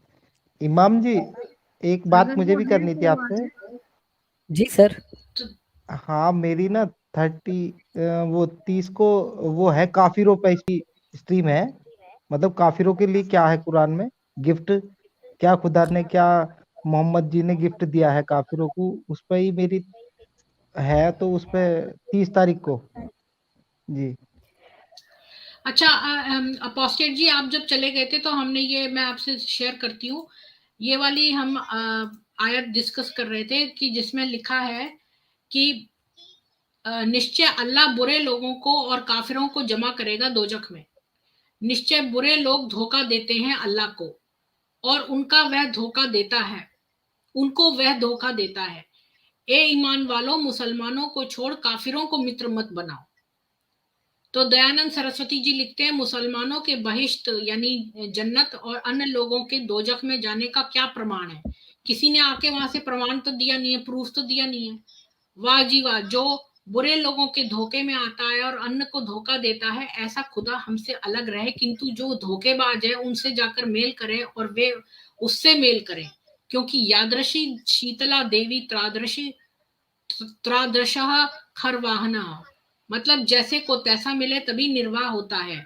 जिसका खुदा धोखेबाज है, उसके उपासक लोग धोखेबाज क्यों ना हो? क्या दुष्ट मुसलमान हो उससे मित्रता और अन्य श्रेष्ठ मुसलमान भिन्न से शत्रुता करना किसी को उचित हो सकती है? यानी वो ये पूछ रहे हैं कि क्या मतलब काफिरों को मित्र मत बनाओ, पर अगर जो कोई धार्मिक और बहुत अच्छा इंसान काफिर है, तो इनका खुदा कह रहा है कि उस अच्छे इंसान को तुम मित्रता मत करो, पर अगर कोई दुष्ट मुसलमान है तो उससे मित्रता कर लो। तो ये कैसी पक्षपाती खुदा है और धोखेबाज है? इवन इवन कुरान इस पे भी ज़्यादा आगे बढ़ जाता है। कुरान में सूरह अल फुरकान की आयत 44 में ही आता है कि है नबी, तुम्हें लगता है कि काफिर सुनते और समझते भी हैं, ये तो 4 पैर वाले जानवरों की तरह हैं, उससे भी बदतर हैं। और काफिरों से मतलब दोस्ती करने को पूरी तरह मना करा गया। मतलब काफिर दोस्त हो ही नहीं सकता, उसके साथ आप खाना नहीं खा सकते हो। सुनन नबी दाऊद में आता है हदीस 4832 और जामिया तिर्मिज़ी में 2395 में कि मोहम्मद ने कहा कि सिर्फ ईमान वाले को अपना दोस्त बनाओ और अपना खाना जो है ईमान वाले के साथ ही बांट के खाया करो। तो काफिरों को उनकी नफ़रत करने से मना करा है मोहम्मद ने कि मोहम्मद ने देखा कुछ ज़ोरास्ट्रियन थे जो पारसी थे, जो आग आग की पूजा करते हैं। तो उनकी बड़ी-बड़ी मूँछें थी और दाढ़ी वो लोग नहीं रखते थे। तो मोहम्मद ने उनको देख के कहा कि तुम सहाबा जो हो, मतलब मूँछें मत रखा करो और दाढ़ी रखा करो, जिसकी वज़ह से मुस्लिम मूँछें नहीं रखते, आज वो दाढ़ियाँ रखते हैं। कि जो भी काफ़िर करते हैं उसका उल्टा करा करो। जिसने किसी गैर कौम की नक़ल करी वो उसी में से होगा। तो बुलूगुल मरम में 1514 पे आता है। तो मतलब आप किसी गैर कौम की नक़ल नहीं कर सकते हो, काफ़िरों से इतनी हेट्रेड है। हाँ, तो मतलब क्वेश्चन यही है कि अगर कोई धार्मिक और अच्छा इंसान काफिर है, तो उससे क्यों ना मित्रता की जाए, और क्यों एक दुष्ट मुसलमान से मित्रता की जाए? तो ये वाला ईश्वर जो है वो खुदा हो ही नहीं, खुदा ईश्वर नहीं हो सकता, क्योंकि वो ऐसी बात कह ही नहीं सकता कि तुम जो है धार्मिक और अच्छे व्यक्ति से मित्रता मत करो पर एक दुष्ट मुसलमान से कर लो। केवल इस बेसिस पे, रिलीजन के बेसिस पे उसने जो है मित्रता करने को कहा है। तो ये भी एक अन्याय है, मतलब पक्षपात है ये अजीब तरह यही की आता बात है है। कि ये सूरह निसा की आयत 144 से 145 के, ए जो ईमान रखते हो, काफिरों को दोस्त मत बनाओ ईमान वालों की जगह। तुम ऐसा करके अल्लाह को सबूत देते हो अपने खिलाफ क़यामत के दिन के लिए। यकीनन मुनाफिक जो हैं, यानी जो हिपोक्रेट्स जो हैं, वो जहन्नम के सबसे निचले हिस्से में होंगे, यानी सबसे जो गर्म या सबसे ज्यादा जहाँ तेज अजाब होगा उस हिस्से में होंगे, और उनका कोई मददगार नहीं होगा। कुरान में ये भी आया सूरह मायदा चैप्टर 5 वर्स 51 में कि ए जो ईमान रखते हो, यहूदियों को और ईसाइयों को अपना दोस्त मत बनाओ, ये एक दूसरे के दोस्त हैं, जो भी इन्हें दोस्त बनाएगा वो उन्हीं में से है, और अल्लाह ऐसे गुनहगारों को, जालिमों को हिदायत नहीं देता। हाँ, तो तो ये मतलब आपको नहीं बहुत लगता ही ये इन सारी बातों से कि ये जो है वो ईश्वर हो ही नहीं सकता? हाँ, वो एक नफरत फैला रहा है, और अजीब चीज ये है कि उस कम्युनिटी, हाँ। फिर ये कम्युनिटी कैसे सेक्युलर होगी जब कोर फाउंडेशन, ये तो हदीसें भी नहीं, जब कोर फाउंडेशन जो है वो तो ये काफिरों से खुदा की इतनी नफरत रख रही है। एक्चुअल में दयानंद सरस्वती जी ये सारी आयतों में ये प्रूव करने की कोशिश कर रहे हैं कि ये खुदा की मतलब एक ईश्वरकृत किताब नहीं है, और ना ही जो अल्लाह है वो ईश्वर है, इन सब बातों की वजह से। और हमें भी ये प्रूव करना है कि ये आयतें जो हैं वो ठीक समीक्षा करी गई है कि ये ईश्वरकृत किताब नहीं हो सकती। फिर अब मैं अगला पॉइंट शेयर करती हूँ।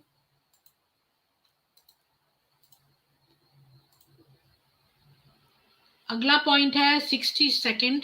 ए लोगों, निश्चय तुम्हारे पास सत्य के साथ खुदा की ओर से पैगंबर आया, बस तुम उन पर ईमान लाओ। अल्लाह माबूद अकेला है। मंजिल 1 सिपा 6 सूरा नंबर 4 और आयत नंबर 170 और 171। तो मतलब सत्य के साथ खुदा की ओर से पैगंबर आया, बस तुम उस पर ईमान लाओ।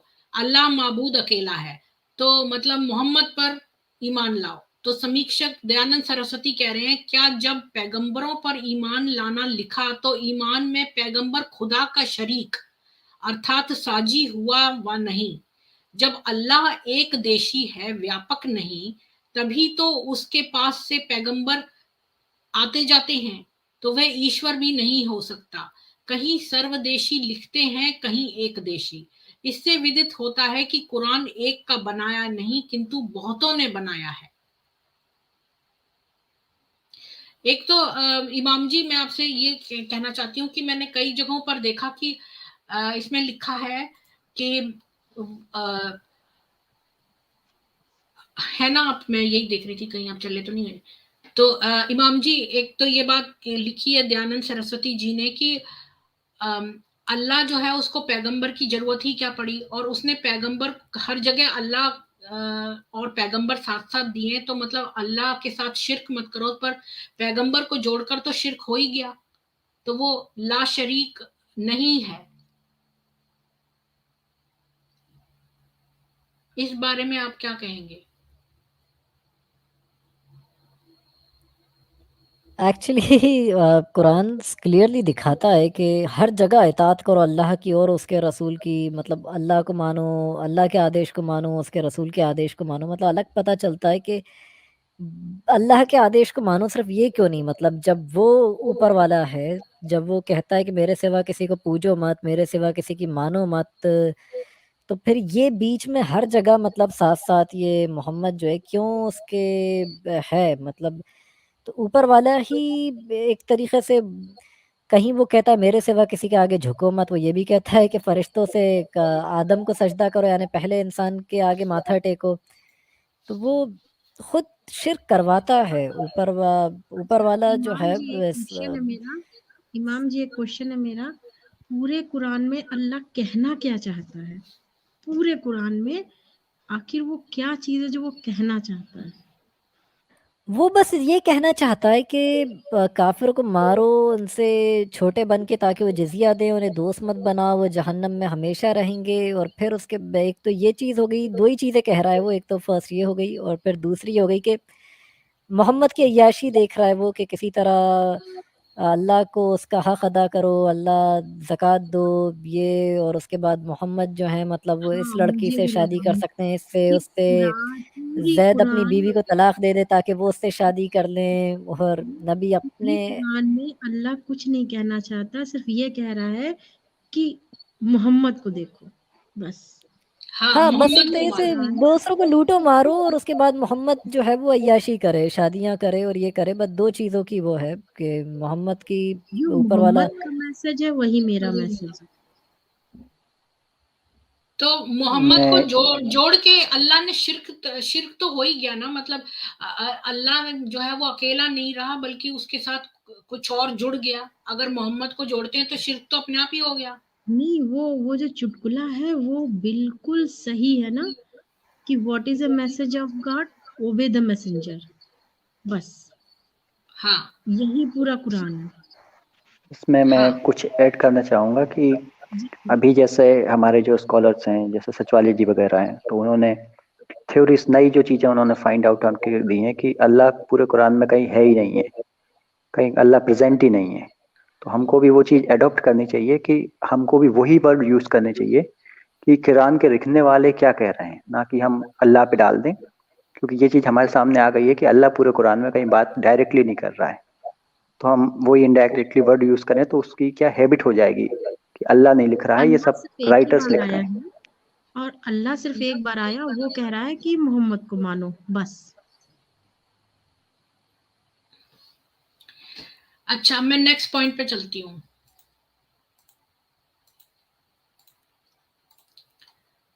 um, 63rd पॉइंट है, तुम पर हराम किया गया मुर्दार, लोहू, सुअर का मांस, जिस पर अल्लाह के बिना कुछ और पढ़ा जावे, गला घोटे, लाठी मारे, ऊपर से गिर पड़े, सींग मारे और दरंदे का खाया हुआ।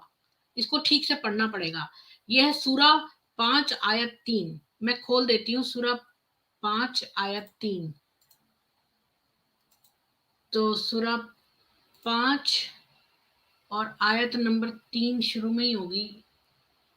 ये है, लोगों, मरा हुआ जानवर और खून और सुअर का गोश्त, जिस जानवर पर जिबा के वक्त खुदा के सिवा किसी दूसरे का नाम लिया जाए, और गर्दन मरोड़ा हुआ और चोट खाकर मरा हुआ, और जो कुएं वगैरह में गिरकर मर जाए, और जो सींग से मारा डाला गया हो, और जिसको दरिंदे ने फाड़ खाया हो, मगर जिसे तुमने मरने के कब्ल जिबा कर लो, और जो जानवर बुतों के थान पर चढ़ा कर ज़िबा किया जाए, और जिसे तुम पासे के तीरों से बाहम हिस्सा बांटो, गरज यह सब चीजें तुम पर हराम की गई हैं, ये गुनाह की बात है।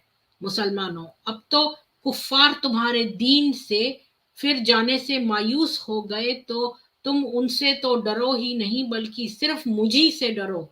आज मैंने तुम्हारे दीन को कामिल कर दिया और तुम पर अपनी नियामत पूरी तरह दी और तुम्हारे इस दीन इस्लाम को पसंद किया। बस जो शख्स भूख में मजबूर हो जाए और गुनाह की तरफ मायल भी ना हो और कोई चीज खा ले, तो खुदा बेशक बड़ा बख्शने वाला मेहरबान है। तो मतलब जो कोई जानवर गिर के मर जाए और सींग से मारा डाला गया हो, दरिंदे ने फाड़ लिया हो। एक्चुअली इस वर्ष का ये वो था कि ऊपर वाले ने तुम्हारे लिए हराम करा मुर्दार जानवर को, खून को, सुअर के गोश्त को, और उस खाने की चीज़ को जिस पे अल्लाह को छोड़कर किसी और का नाम लिया गया हो। तो इसलिए मुस्लिम जो हैं प्रसाद वगैरह भी नहीं खाते। वो कहते हैं कि इस पे तो अल्लाह को यानी ऊपर वाले को छोड़ के जो किसी और का देवी देवता को चढ़ाया गया हो या कोई किसी और का नाम लिया हो अल्लाह को छोड़ के किसी और गॉड का, तो वो नहीं खाते। तो पहले तो मुसलमानों में मरा हुआ जानवर हराम है, मगर वहीं वो मछली खाते हैं जो समंदर से पकड़ी होती है, उसे वो ज़िबा नहीं करते, वो एक्चुअली मर जाती है फिर उसे खाते हैं। तो स्कॉलर एक एक्सेप्शन लगा देते हैं कि नहीं, मछली जो है वो परमिसिबल है मरे हुए में भी, बस जो सी फूड है वो मरे हुए में भी परमिसिबल है। फिर उसके बाद तो मुर्दा जानवर जो है वो हराम है, खून हराम है। अब खून हराम है मतलब वो समझते हैं कि जिस जानवर के अंदर खून रह जाए, पहले तो हम वो मानते हैं खून पी नहीं सकते किसी भी जानवर का, और उसके बाद इकट्ठा करके या जमा करके, और दूसरा कि जानवर का खून हराम है तो उसके अंदर भी खून नहीं रहना चाहिए उसकी बॉडी में, इसीलिए उसे ज़िबा करा जाए ताकि बेरहमी से उसकी बॉडी का पूरा खून उससे ज़्यादातर जो है बाहर बह जाए उसकी बॉडी में। इसीलिए ये लोग एक बार 1 सेकंड में झटके में जानवर को नहीं काटते, वो मानते हैं कि उसका खून इससे पूरी तरह उसकी बॉडी में कुछ खून उसके अंदर ही रह जाएगा बहुत सारा, वो एकदम बहेगा नहीं तेज़ी से। तो उसको बेरहमी से जो है मतलब उस पे तलवार या छुरी चला के जो है उसको बेरहमी से खून बहा के उससे वो करा जाए।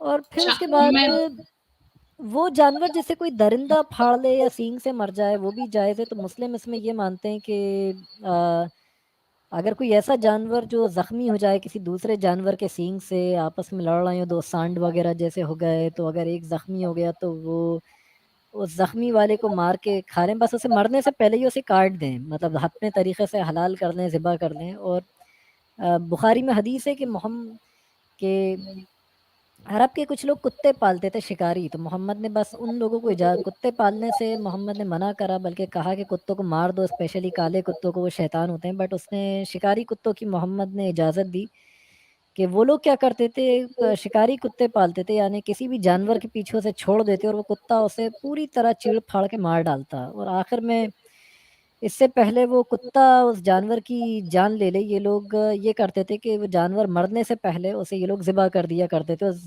ज़ख्मी जानवर को। तो ये एक चीज़ है कि एक तरफ कुत्ता नापाक है, रहमत के फरिश्ते नहीं आते, बट उसी का जो झूठा जानवर है, उसी का मारा हुआ, उसको ये लोग ज़िबा करके खा लिया करते थे, उसके ज़ख्मी जानवर को मरने से पहले। तो इसलिए वर्ष उतरा था। अच्छा, तो समीक्षा यहाँ पर दयानंद सरस्वती कहते हैं, क्या इतने ही पदार्थ हराम हैं? अन्य बहुत से पशु तथा तिर्यक जीव, कीड़ी आदि मुसलमानों को हलाल होंगे? यानी कि मतलब कीड़े हलाल हैं। इस वास्ते यह मनुष्यों की कल्पना है, ईश्वर की नहीं। इससे इसका प्रमाण भी नहीं। तो इसलिए ये कह रहे हैं कि बाकी इन्हीं को छोड़ दें अगर, तो क्या बाकी चीजें हलाल हैं मुसलमानों पे, कीड़े वगैरह और बहुत टाइप के जो पशु और हैं। अच्छा, अब नेक्स्ट आयत देखती हूँ। और अल्लाह को मैं इसमें कुछ ऐड करना चाहूंगा दीदी। बोलिए बोलिए। एक इस वर्ष में एक इमाम साहब भी देखेंगे कि इसमें एक अजीब सी बात आई है कि और हमने तुम्हारा दीन कंप्लीट कर दिया, तो हाँ हाँ इसका जी क्या जी। मतलब लिया जाए? तो इमाम साहब बता देंगे इसके बारे में, क्या इसका मैटर है। हाँ, मतलब ऊपर वाला कह रहा है कि इसीलिए जो एक अहमदिया जो एक सेक्ट है, वो मानता है कि यहाँ पे दीन कंप्लीट हो गया, मतलब वो कहता है कि अब इसके बाद जितनी भी चीज़ें हैं वो हलाल हैं, तो इवन उनको कोई प्रॉब्लम नहीं रहती कि चमगादड़ भी हो या कोई भी दूसरी चीज़ हो, वो मतलब उस तक को वो कहते हैं कि खा लिया जाए, मतलब इसलिए दूसरे मुस्लिम्स उन्हें पसंद नहीं करते। मतलब अगर कोई चाइनीज़ कॉकरोच खा रहे हैं या कुछ भी खा रहे हैं, तो वो कहेंगे कि ये आप चाहो तो खा सकते हो, अगर आपको घिन आ रही है, पसंद नहीं आ रहा तो आप मत खाओ, आपको अजीब-सा लग रहा है, बट अगर आप खा भी लो तो वो कहते हैं कि ये हराम नहीं है, क्योंकि दीन मुकम्मल हो गया, कि हमने कंप्लीट कर दिया, मतलब अपने रिलीजन को, अपने दीन को तुम्हारे लिए, और अपनी नेमत भी पूरी कर दी। यानी अब नेमत भी पूरी हो गई है कि यानी कुरान ने नबूवत को भी नेमत बोला है, तो इस वर्स को ये भी साबित करते हैं जो अहमदियों को रिफ्यूट करने के लिए दूसरे मुस्लिम्स, अहमदी मानते हैं कि नबी अब भी आ सकते हैं, तो वो ये करते हैं कि नेमत पूरी हो गई, यानी अब कोई और प्रॉफिट भी नहीं आएगा और रिलीजन भी कंप्लीट हो गया, यानी अब किसी की ज़रूरत नहीं है। और अब अ, मैं नेक्स्ट पढ़ती हूँ।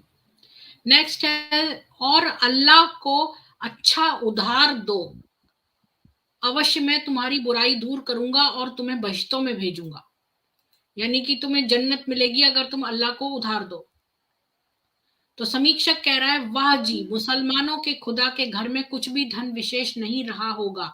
जो विशेष होता तो उधार क्यों मांगता और उनको क्यों बहकाता कि तुम्हारी बुराई छुड़ा के तुमको स्वर्ग में भेजूंगा। यहाँ विदित होता है कि खुदा के नाम से मोहम्मद साहब ने अपना मतलब साधा है। अपोस्टेट जी, इस बारे में क्या कहेंगे? क्या मैं ये ये सूरा खोल जंग के के लिए दिखाऊं? मोहम्मद ने लोगों से मदद मांगी थी कि काफ़िरों से जंग करने के लिए हथियारों की ज़रूरत है और माल की ज़रूरत है, तो ऊपर वाले ने ये आयत ही उतार दी कि ऊपर वाले को अच्छा उधार दो ताकि वो तुम्हें जन्नत में दाखिल कर दे। और तब भी मोहम्मद के पास इतना कलेक्ट नहीं हो पाया था माल, उसने जो यहूदियों में औरतें हाथ लगती थी, महिलाएं, उनको वो बेच दिया करता था और उनसे घोड़े और हथियार खरीदने लगा था। और बाद में बहुत स्टेबल होता गया, फिर हथियार आते उनसे और हमले करता, और उसके पास अल्लाह माल उधार और क्यों औरतें आती मांगेगा? उन्हें बेचता और हथियार, तो बहुत स्ट्रांग हो गया फिर एक टाइम पे मोहम्मद। पर अल्लाह को, इसमें लिखा अल्लाह को उधार दो, तो ये बात इतनी अजीब सी है, भला ईश्वर किसी से उधार मांगता है?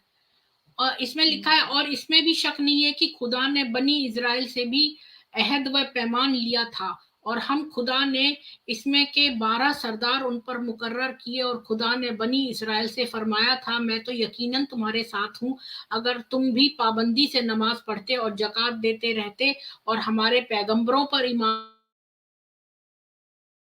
खुशनुदी के वास्ते लोगों को कर्जे हंसना देते रहो, तो मैं भी तुम्हारे गुनाह तुमसे जरूर दूर कर दूंगा और तुमको बहिश्त के उन हरे भरे बागों में जा पहुंचाऊंगा जिनके दरख्तों के नीचे नहरें जारी हैं। फिर तुम में से जो शख्स इसके बाद भी इनकार करे तो यकीनन वे राह रास्ते भटक गया है। तो मतलब ये इतनी अजीब बात है कि अल्लाह जो है वो उसको उधार मांगना पड़ रहा है, और वो जन्नत के बदले, मतलब ये वो डील चल रही है कि मतलब पैसा दो तो जन्नत मिलेगी।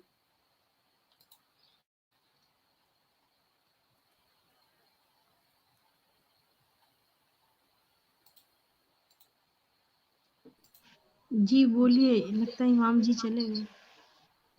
नहीं, वो तो वर्स क्लियर ही है कि ऊपर वाला सिर्फ उस चीज को कर्जा कह रहा है, यानी बदले में जन्नत दूंगा, तुम सिर्फ मोहम्मद को किसी तरह माल दो कहीं से भी, जो भी तुम्हारे पास यानी पैसा है वो मोहम्मद को किसी तरह दो ताकि वो उससे हथियार खरीद सके।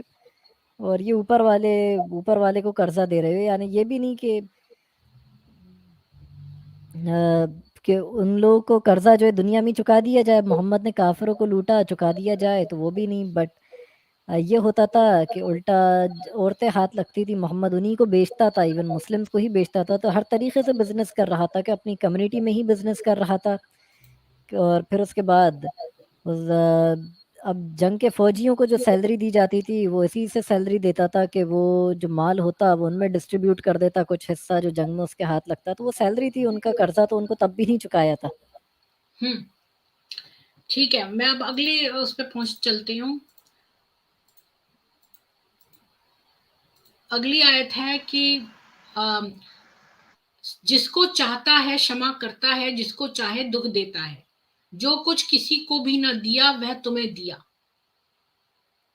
तो समीक्षक कहता है, जैसे शैतान जिसको चाहता पापी बनाता है, वैसे ही मुसलमानों का खुदा भी शैतान का काम करता है। जो ऐसा कहता है फिर बहिश्त और दोजख में खुदा जावे, क्योंकि वह पाप पुण्य करने वाला हुआ जीव पराधीन है। जैसे सेना सेनापति के अधीन रक्षा करती है और किसी को मारती है, उसकी भलाई बुराई सेनापति को होती है, सेना पर नहीं। तो इसको मैं एक्सप्लेन कर देती हूँ कि ये आयत में ये कह रहा है कि अल्लाह जिसको चाहता है क्षमा कर देता है और जिसको चाहता है दुख देता है। तो मतलब अल्लाह ही कंट्रोल कर रहा है पाप और पुण्य। मतलब तो जो बंदा है उसके नीचे जीव तो पराधीन है, मतलब इसमें तो पाप पुण्य करने वाला अल्लाह ही हुआ, क्योंकि वही सब कुछ करा रहा है, वही क्षमा भी कर रहा है, वही दुख भी दे रहा है, वही हिदायत भी दे रहा है, सब कुछ वही कर रहा है। तो वो तो सेनापति जैसा है, बाकी चीजें तो उसके अंडर में है, तो उनका कोई दोष ही नहीं है। यानी कोई पाप करे तो उसका दोष उसको नहीं लगेगा, क्योंकि ये सब काम तो अल्लाह ही कर रहा है, उसको जितना चाहे मर्जी दुख दे रहा है, सब चीजें वही कर रहा है।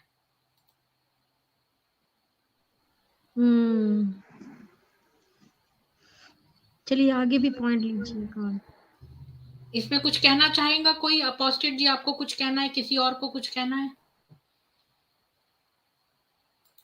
नहीं, वो वर्स क्लियर है, उसमें कोई एक्सप्लेनेशन की उसमें रिक्वायरमेंट नहीं है। ठीक है, तो नेक्स्ट हम ना थोड़ा सा ये डिस्कस करते हैं कि मतलब उन्होंने ठीक समीक्षा की कि नहीं। अब 66 है, आज्ञा मानो अल्लाह की और आज्ञा मानो रसूल की। तो समीक्षा कह रहा है, देखिए ये बात खुदा के शरीक होने की है, फिर खुदा को लाशरीक मानना व्यर्थ है। मतलब ये कह रहा है कि अगर हम रसूल की आज्ञा मानेंगे तो रसूल तो अल्लाह में शरीक हो गया, तो फिर खुदा को लाशरीक मत कहो। करेक्ट, वो वही बात जो भी हम लोग डिस्कस कर रहे थे। हाँ, ये वही पॉइंट्स घूम घाम के आ रहे हैं। तो इसमें किसी को कुछ कहना है? अपोस्टेट जी, आपको कुछ कहना है?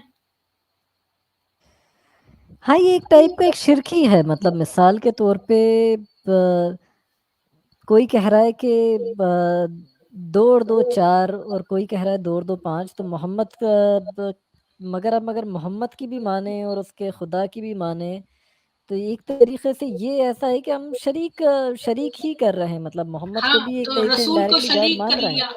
हाँ, बिल्कुल। ये और इमाम जी शिया यहाँ इनडायरेक्ट जाकिर शिर्क नाइक वाली करते हैं, बात वो कहते कही हैं कि है। नहीं, दोनों की राय अलग हो ही नहीं सकती क्योंकि दोनों मोहम्मद अल्लाह के ही नूर से बना है। तो अजीब चीज़ है, अगर वो उसी के नूर का, यानी ऊपर वाला एक नूर, लाइट को, रोशनी को कहते हैं, तो मुस्लिम मानते हैं कि ऊपर वाला नूर है, यानी एक रोशनी है, उससे बना हुआ है, यानी उसका कोई शरीर नहीं, वो एक तरह की रोशनी है। तो अगर वो एक रोशनी है और उस रोशनी का एक टुकड़ा मोहम्मद है, तो एक तरीके से मोहम्मद उस एक स्मॉलर गॉड हो गया। वो एक तरीके से देखा जाए तो उसी गॉड का एक पार्ट है। जैसे ट्रिनिटी ये कि क्राई कि गॉड को 3 हिस्सों में डिवाइड कर दिया, फादर, सन और होली स्पिरिट या होली तो गोस्ट। शिर्क तो फिर भी हो गया ना उनकी वजह से।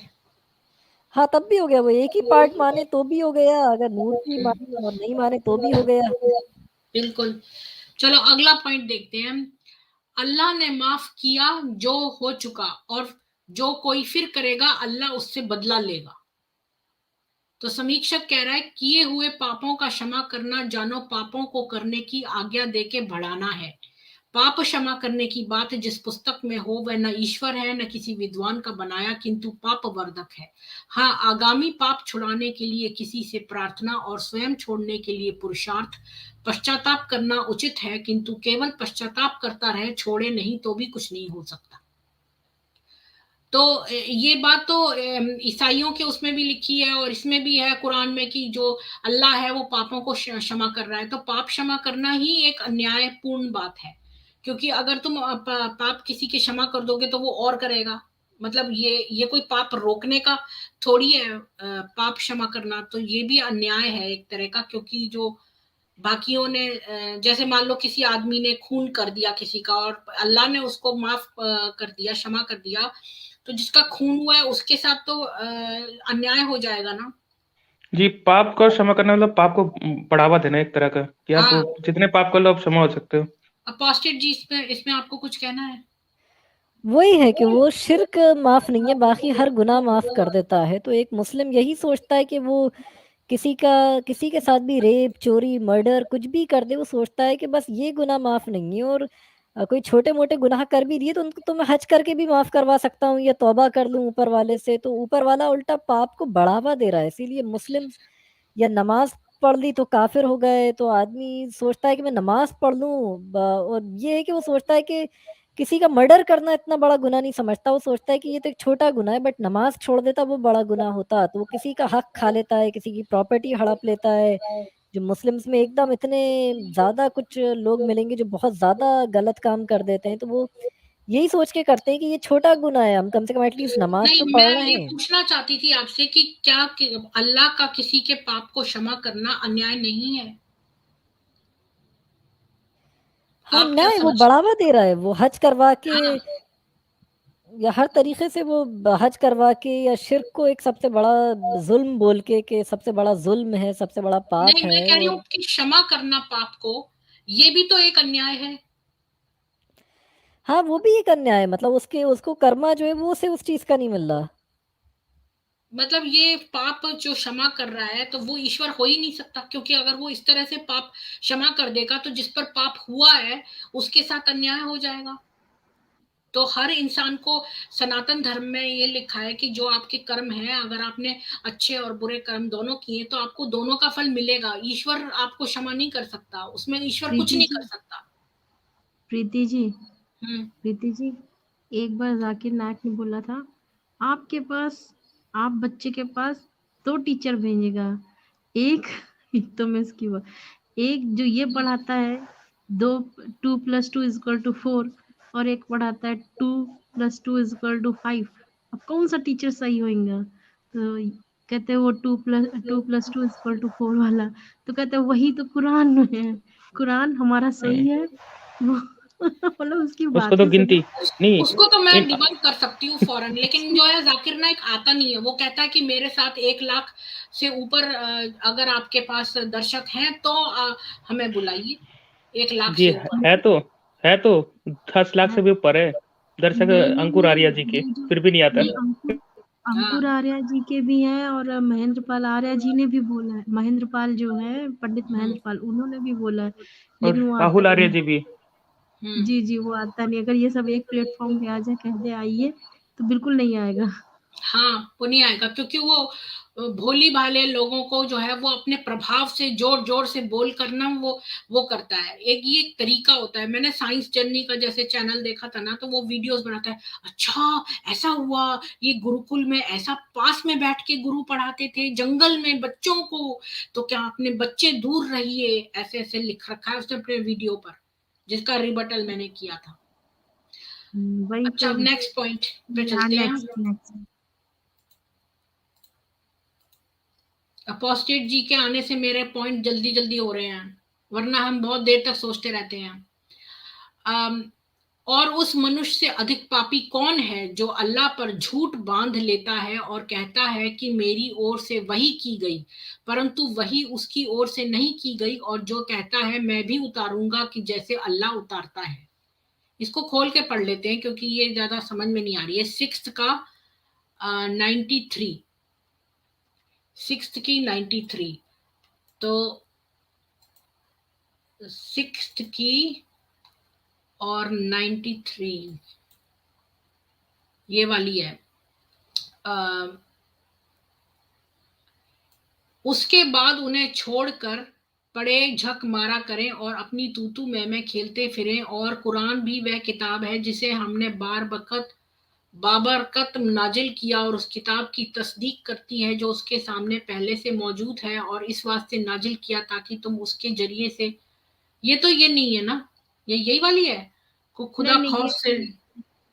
ये नहीं, कुछ और देखिए। उसमें उसमें जहाँ उसमें ये होगा ना कि मतलब वही हाँ, वही जो उतरती थी मोहम्मद पे, उसका है। थोड़ा एक बार रीचेक कर लीजिए फिर से उसे। उसमें लिखा होगा वर्ष नंबर, तो उसी के साथ में मिल जाएगा। नहीं, पीछे क्या हुआ था कि वर्ष नंबर उसमें ना उल्टे सीधे दिए हुए थे, मैंने एक दो गलतियां पकड़ी थी इसमें।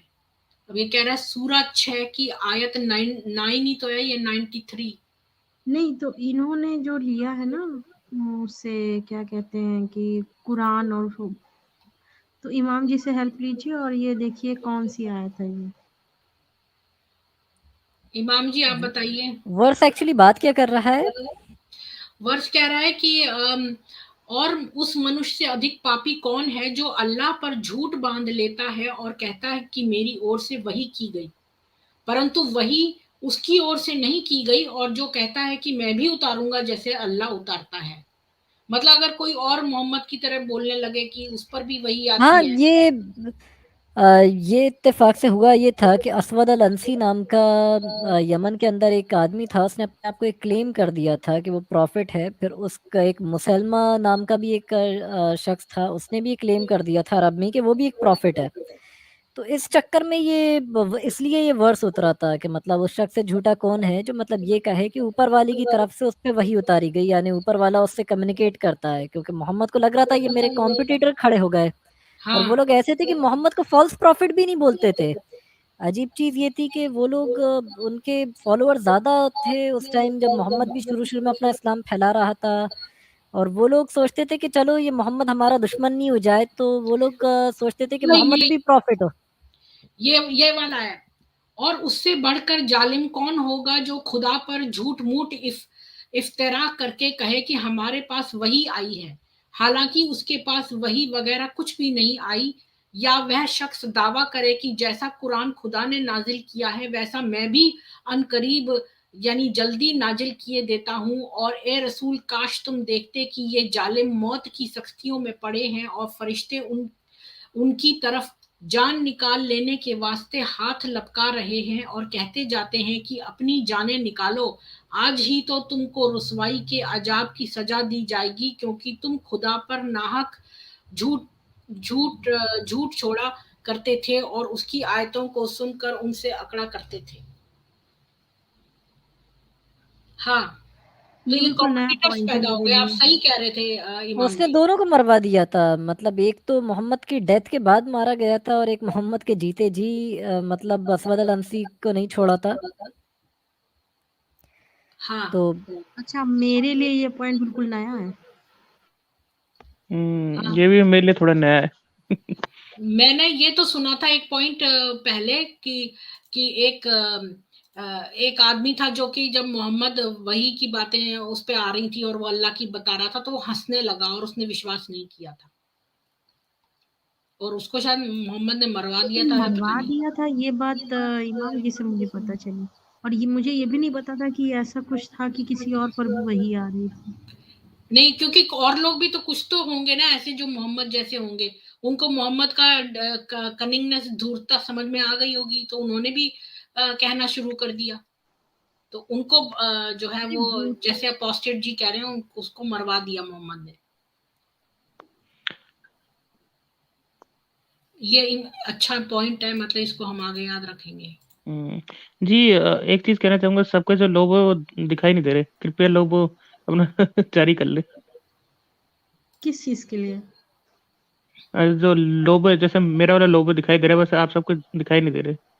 अच्छा, समीक्षक का भी तो सुन लें। नहीं, मुझे मेरा तो समीक्षक ने दिखाई कहा दे रहा है है। इस बारे में। समीक्षक कह रहा है इस बात से सिद्ध होता है कि जब मोहम्मद साहब कहते थे कि मेरे पास खुदा की ओर से आयतें आती हैं, तब किसी दूसरे ने भी मोहम्मद साहब के तुल्य लीला रची होगी कि मेरे पास भी आयतें उतरती हैं, मुझको भी पैगंबर मानो। इसको हटाने और अपनी प्रतिष्ठा बढ़ाने के लिए मोहम्मद साहब ने ये उपाय किया है। जी बिल्कुल वैसे ही जैसा अपोस्टल इमाम जी ने हाँ, बोला, बिल्कुल वैसे ही। हाँ, बिल्कुल। लेकिन इमाम जी ने कहा कि उसे मरवा दिया था, ये बात थोड़ी नई है। हाँ, इस पे थोड़ा प्रकाश डालेंगे इमाम जी? एक्चुअली 4 लोग थे जिनको लगता था मोहम्मद ने एक्चुअली मतलब खुद तो किसी की जान नहीं ली, उसके फॉलोअर्स ने जान ले ली और मोहम्मद ने कभी भी गलत नहीं बोला। तो ये हालत थी कि मुसलमा को मार दिया गया था, मतलब उसको मार दिया गया था जब अबू बकर खलीफा था तो मुसलमानों ने मुसलमा के फॉलोअर्स पर अटैक कर दिया था। हालांकि वो लोग बड़े पीसफुल और वो थे, वो लोग भी नमाज भी पढ़ रहे थे और सारी चीज़ें कर रहे थे। तो उन्होंने एक तो असवद अल अंसी जो था उसका काफ़ी ये मिलता है कि उस पे अटैक कर दिया, मतलब ये हालत थी। वो लोग मोहम्मद को भी सच्चा कह रहे थे, वो 4 के चारों को प्रॉब्लम नहीं थी, वो सोचते थे कि हमारे ऊपर भी ऊपर वाला वही भेजता है, इस पे भी भेजता है। मतलब उनको ये लगता था कि चलो हम अपनी दुकान चला रहे हैं, मोहम्मद की दुकान काटने के चक्कर में कहीं ऐसा नहीं हो कि सबकी कट जाए। तो वो लोग उसको भी नहीं कहते थे कि तुम भी एक सच्चे प्रॉफिट हो, हम भी सच्चे प्रॉफिट्स हैं, बट मोहम्मद कहता था ये सब झूठे हैं, अकेला मैं सच्चा प्रॉफिट हूँ, कि ऊपर वाला इन पे कुछ भी नहीं भेजता है। मोहम्मद इतना चालाक था कि उसने जो है पहले ही इस चीज का उपाय कर दिया और उसने लिख दिया इसमें कि जो लोग कहते हैं कि उन पे वही आती है, तो अल्लाह की तरफ से कहता है कि जो कहते हैं कि मोहम्मद की तरफ वही आती है तो वो झूठ बोलते हैं और वो दोजख मतलब जाएंगे। प्रीति जी, कमेंट में क्या लिखा है मुझे समझ नहीं आ रहा। ये पता नहीं क्या लिखा है। अपोस्टेट इमाम जी जैदी शिया मुहर्रम 10वीं रात गरीब ए मजलिस पर मुझे ऐसा कुछ नहीं मिला, हो सकता है फिरके एक दूसरे को गलत नीचा दिखाने को कहते हों। नहीं सर, शिया जो 12 इमामों के मानने वाले मेजॉरिटी वो ऐसा कुछ भी नहीं करते हैं, मतलब वो कुछ भी ऐसा नहीं करते। जैदी शियाओं का एक ट्रेडिशन की बात चल रही है, वो सिर्फ यमन में ही पाए जाते हैं और वो भी ये हालत है कि जैदी और हुती शिया यही 2 यमन में पाए जाते हैं। तो और इनसे भी इवन सऊदी हुकूमत लड़ रही है, मतलब इतने बम गिरा रही है कि WHO ने बोला कि शायद हो सकता है कि 50 लाख लोग जो हैं वो भूख से मर जाएं, मतलब यमन के इस पूरे 1 साल के अंदर अंदर 2022 के आखिर तक, अगर ये सऊदी इसी तरह इन लोगों से लड़ता रहेगा तो। और इमाम तौहीदी के बारे में क्या कहना, तो तौहीदी भी एक शिया ही है, बट वो अजीब टाइप का शिया है, वो समझ में नहीं आता, कहीं वो होमोसेक्सुअल के राइट्स की बात करेगा जिनको इस्लाम में डेथ पेनल्टी है। मतलब वो एक अलग ही सेकुलर वर्जन इस्लाम का शो कर देता है कि कोई इस्लाम में एथीस्ट होने की डेथ पेनल्टी नहीं है, एक्स मुस्लिम होने की कोई डेथ पेनल्टी नहीं है। मतलब वो ऐसा लगता है कि मेन प्रिंसिपल के अगेंस्ट चला गया है। ये ना कोई खुद दूसरे शिया उसे मुसलमान मानते, ना मुसलमान उसे मानते, और वो खुद गार्ड लेकर चलता है 8-8, मतलब उसे पता है कि कोई उसे मार देगा, उसे खुद 8-8 गार्ड्स लेके चलना पड़ता है। तो इमाम तौहीदी एक अजीब ही पीसफुल वर्जन दिखा रहा है, वो ईरान की भी बुराई करेगा कि अच्छी कंट्री नहीं है, ज़बरदस्ती पारसीज़ को, ज़ोहराशियंस को कन्वर्ट करके बनाई गई है तलवार से या फोर्स ताकत से, फोर्सेबली। बट अगर अजीब चीज़ ये कि एक अलग ही वर्जन उसने बना लिया जो कुरान हदीस से बाहर ही है, एक बड़ा मीठा वर्जन इस्लाम का, जो पता नहीं कहाँ से वो ले आया, तारिक फतेही तरह। He is reformist. अच्छा अच्छा, अब रिफॉर्मिस्ट है वो, अगला तारिक देखते फतेही हैं। जैसे। हाँ, अगला देखिए प्रीति मैम। अगला देखती हूँ, ये है, मैं असली कुरान में से पढ़ूंगी ताकि मैं इतना सारा ना पढ़ पाऊं। तो सूरा 7 की आयत 11 से 18 तक। मतलब अवश्य हमने तुमको उत्पन्न किया, फिर तुम्हारी सूरतें बनाई, फरिश्तों से कहा आदम को सिजदा करो, ये वाली। ठीक है, तो मैं यहाँ से पढ़ती हूँ 11वां वाला। हालांकि इसमें तो कोई शक नहीं कि हमने तुम्हारे बाप आदम को पैदा किया, फिर तुम्हारी सूरतें बनाई, फिर हमने फरिश्तों से कहा कि तुम सब के सब आदम को सजदा करो, तो सब के सब झुक पड़े, मगर शैतान की वह सजदा करने वालों में शामिल न हुआ। खुदा ने शैतान से फरमाया, जब मैंने तुझे हुक्म दिया कि तू फिर तुझे सजदा करने से किसी ने रोका, तो कहने लगा मैं उससे अफजल हूं, क्योंकि तूने मुझे आग ऐसे लतीफ अंसर से पैदा किया और उसको मिट्टी ऐसी काशिफ अंसर से पैदा किया। खुदा ने फरमाया, तुझको ये गुरूर है तो बेहश्त से नीचे उतर जाओ, क्योंकि तेरी ये मजाल नहीं कि तू यहाँ रहकर गुरूर करे, तो यहाँ से बाहर निकल, बेशक तू जलील लोगों में से है। कहने लगा, तो खैर हमें उस दिन तक की मौत से मोहलत दे जिस दिन सारी खुदाई के लोग दोबारा जलाकर उठा खड़े किए जाएंगे।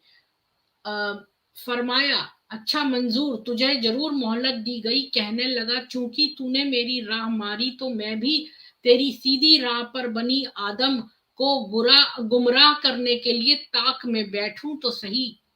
फिर उन लोगों से और उनके पीछे से और उनके दाहिने से और उनके बाएं से गरज हर तरफ से उन पर आ पड़ूंगा और उनको बहकाऊंगा, और तू उनमें से बहुतेरों की शुक्रगुजार नहीं पाएगा। खुदा ने फरमाया, यहाँ से बुरे हाल में राइंदा होकर निकल, दूर जा उन लोगों से जो तेरा कहा मानेगा, तो मैं यकीनन तुम और उन सबको जहन्नुम में भर दूंगा। तो इसमें समीक्षक कह रहा है, अब ध्यान देकर सुनो खुदा और शैतान के झगड़े को। एक फरिश्ता जैसा कि चपरासी हो था, वह भी खुदा से न दबा और खुदा उसके आत्मा को पवित्र भी न कर सका। फिर ऐसी बागी को जो पापी बनकर गदर करने वाला था, उसको खुदा ने छोड़ दिया। खुदा की यह बड़ी भूल है। शैतान तो सबको बहकाने वाला, और खुदा शैतान को बहकाने वाला होने से यह सिद्ध होता है कि शैतान का भी शैतान खुदा है, क्योंकि शैतान प्रत्यक्ष कहता है कि तूने मुझे गुमराह किया। इससे खुदा में पवित्रता भी नहीं पाई जाती, और सब बुराइयों का चलाने वाला मूल कारण खुदा हुआ। ऐसा खुदा मुसलमानों ही का हो सकता है, अन्य श्रेष्ठ विद्वानों का नहीं। और फरिश्तों से मनुष्यवत वार्तालाप करने से देहधारी, अल्पज्ञ, न्याय रहित मुसलमानों का खुदा है। इसी से विद्वान लोग इस्लाम के मजहब को प्रसन्न नहीं करते। मतलब शैतान को भी तो अल्लाह नहीं बनाया, वैसे देखा जाए खुदा नहीं बनाया, बनाने को उसको पता नहीं थी कि गुमराह करेगा। अल्लाह को खुद नहीं पता कि करता क्या है। इसमें जो है उनकी झगड़े की, खुदा और शैतान के झगड़े के बारे में बताया गया है। अपोस्टेट जी, इसमें आप क्या कहेंगे? ऊपर वाला इस्लाम का इतना साइकोपैथ है कि पहले मैं इसका जवाब दे दूं सुपर मतलब ये चैट का कि जी सर 10वीं रात को बत्तियां बुझाकर ये एक उड़ाई हुई चीज़ है। जैदी शिया के अंदर इस तरह की चीज़ है, बट वो भी उनकी किताबों में है। प्रैक्टिस वो भी मतलब वो भी ऐसी चीज़ों को प्रैक्टिस नहीं करते। जैसे मुता है शियाओं के अंदर के आप किसी औरत से टेम्पररी शादी कर लो, बट कोई भी अच्छी लड़की जो है वो टेम्पररी शादी नहीं करती कि आप उसके साथ सिर्फ उसके साथ अपनी हवस की भूख मिटाने को शादी कर लो, कोई नहीं करती। बस ये कि हाँ, कुछ इनडायरेक्टली जिन लड़कियों को प्रोस्टिट्यूशन करना है ईरान में, वो इनडायरेक्टली मुता के नाम पे कर देती हैं। वो सोचती हैं कि तो बड़ा अच्छा लूप होल है कि हमें कोई हमसे कोई टेम्पररी शादी कर ले, हमें पैसे दे, 1 महीने वो हमसे शादी कर रहा है, 2 दिन के लिए कर रहा है, 3 दिन के लिए कर रहा है, 1 रात के लिए शादी कर रहा है, और इनडायरेक्ट प्रोस्टिट्यूशन वो हो जाता है मुता के नाम पे। तो वापस इस पे आऊं कि ऊपर वाला बहुतों को गुमराह करता है। तो सही मुस्लिम में हदीस है, हदीस 6767, इंटरनेशनल नंबरिंग के हिसाब से 2662C, इब्न माजा में हदीस 82 और नसाई में हदीस 1948 के एक बच्चे की मौत हो गई। तो आयशा कहती हैं कि अल्लाह के नबी, ये बच्चा तो यकीनन जन्नत में गया, ये तो अल्लाह की चिड़ियाओं में से एक चिड़िया होगा। तो मोहम्मद ने कहा, आयशा खबरदार, तुम इतने यकीन से कैसे कह सकती हो कि जन्नत में गया होगा, कि अल्लाह ने आदम की बास औलादों को जहन्नम के लिए पैदा करा है और बास को जन्नत के लिए। फिर इसी तरह सही मुस्लिम में आता है हदीस नहीं, 6723। आप शैतान और खुदा की लड़ाई के बारे में बताइए, जो भी मैंने आयत पढ़ी थी। हाँ बे, ये कि शैतान जो कह रहा है कि ऊपर वाले तूने मुझे गुमराह करा, यानी एक तरीके से ऊपर वाले ने लोगों को जहन्नम के लिए ही बनाया है, कि वो लोगों को गुमराह करता है, वो चाहता है कि वो जहन्नम में ही जाए। मतलब ये जो सही मुस्लिम की हदीस में बता रहा हूँ कि मोहम्मद ने कहा कि जब बच्चा माँ के पेट में होता है 40 दिन में, तब फरिश्ता आता है और वो पूछता है कि ऊपर वाले ये नर होगा या मादा होगा, कि ये कितना जिएगा, इसकी मौत कब होगी, ये क्या काम करेगा, यानी इसके अमाल क्या होंगे, यानी इसका कर्म क्या होगा, वो तक पूछ लेता है। फिर उसके बाद वो कहता है कि ए ऊपर वाले जन्नती होगा या जहन्नमी होगा, तो ऊपर वाला वो भी बता देता है, यानी माँ के पेट में ही। फिर मोहम्मद ने इसी तरह कहा कि इसकी वजह से कोई आदमी सारी जिंदगी नेकियां करता रहता है, मगर उसके नसीब में अल्लाह ने जहन्नम लिखा होता है, तो उसके नसीब का लिखा उस पर हावी होता है, और वो जन्नत के करीब तक हो जाता है कि उसकी और जन्नत के बीच एक बालिश का फासला रह जाता है, मगर उसके नसीब में जहन्नम लिख दिया होता है खुदा ने, तो कोई ऐसी हरकत कर देता है मरने से पहले कि वो हमेशा के लिए जहन्नम की आग में चला जाता है। इसी तरह कोई इंसान जन्नती होता है, मगर वो सारी जिंदगी गुनाह करता रहता है, मगर उसके नसीब में जन्नत लिखा होता है, तो वो जहन्नम से एक बालिश के फासले पर पहुंच जाता है, मगर उसकी किस्मत का लिखा हावी होता है और वो कोई नेकी करता है और वो अचानक जन्नत में चला जाता है। तो अ, इसी तरह आदम ने भी जन्नत में गुनाह करा था कि वो एक फल खाने से ऊपर वाले ने मना करा। किस चीज का फल था वो नहीं बताया, किस चीज तो का पेड़ सबको था। आदम को सजदा करने को क्यों कहा? हाँ, सजदे का भी तो मोहम्मद ने कहा कि कयामत के दिन आदम और मूसा आपस में बहस करेंगे। बुखारी में 6614 आदम कहेगा कि आदम से मूसा कहेगा कि ए हमारे बाप आदम, तुमने जन्नत में गुनाह करा, इसकी वजह से तुम निकाल दिए गए, तुमने हमें शर्मिंदा करा। आदम कहेगा, ए मूसा, मेरी क्या गलती थी कि देख, खुदा ने तो मुझे बनाने से पहले ही 40 साल पहले लिख दिया था मेरे नसीब में कि मैं गुनाह करूंगा, इसीलिए वो मुझसे हुआ। और मोहम्मद कहते हैं कि इस तरह आदम जो है वो मूसा से बहस में जीत जाएंगे, यानी कयामत के दिन जब ये दुनिया खत्म हो जाएगी, सब कुछ ऊपर वाला फैसला कर रहा होगा, न्याय हर चीज का, तो यानी ऊपर वाला खुद ही गुमराह करता है। उसने पहले से ही, मतलब अगर उसने लिख दिया कि ये इंसान स्वर्ग में जाएगा, तो जबरदस्ती ऊपर वाला उससे कोई आखिर में कोई ऐसा काम करवा देगा कि वो स्वर्ग में चला जाए। इसका लिखा होगा ये नर्क में जाएगा, तो जबरदस्ती ऊपर वाला उससे नर्क में ही भेज देगा। वो सारी जिंदगी कुछ अच्छा करता हो, मगर एकदम वो कुछ गड़बड़ कर बैठेगा मरने से पहले, तो फिर अच्छे बुरे काम का मतलब क्या हुआ? ये तो हाँ, ऊपर और वाला। शैतान को भी अगर अल्लाह ने गुमराह किया तो इसका मतलब अल्लाह भी गुमराह करता है। तो फिर शैतान जो है वो उस से भी बड़ा शैतान तो अल्लाह निकला। वो ऑल लविंग गॉड नहीं है, वो एक मोहब्बत करने वाला गॉड नहीं है, वो एक डिक्टेटर की तरह है, वो गुमराह करता है। और ये गुमराही सिर्फ डराना है मुस्लिम्स को, कि ताकि वो हमारी बात नहीं सुने, इसकी बात नहीं सुने, उनको ये लगेगा कि हम लोग शैतान हैं, हम लोग उन्हें गुमराह कर देंगे। हालांकि अगर उनके मौलवी सही है तो उनका रिलीजन इतने सारे सेक्ट्स में क्यों बटा हुआ है? हाँ, अब नेक्स्ट, निश्चय तुम्हारा मालिक अल्लाह है, जिसने आसमानों और पृथ्वी को 6 दिन में उत्पन्न किया, फिर करार पकड़ा अर्श पर। दीनता से अपने मालिक को पुकारो। तो समीक्षक कह रहा है, भला जो 6 दिन में जगत को बनाए, अर्श अर्थात ऊपर के आकाश में सिंहासन पर आराम करे, वह ईश्वर सर्वशक्तिमान और व्यापक कभी हो सकता है? इसके न होने से वह खुदा भी नहीं कहा जा सकता। क्या तुम्हारा खुदा बधिर मतलब बहरा है, जो पुकारने से सुनता है? ये सब बातें अनीश्वरकृत हैं।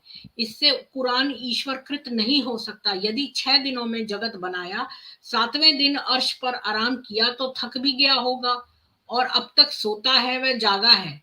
यदि जागता है तो अब कुछ काम करता है, वह निकम्मा सैल सपट्टा और ऐश करता है। तो मतलब बेसिकली 6 दिन में अगर उसने काम किया अल्लाह ने, तो फिर 7वें दिन जो है आराम किया, इसका मतलब वो थक गया, धरती बनाई भूल गया।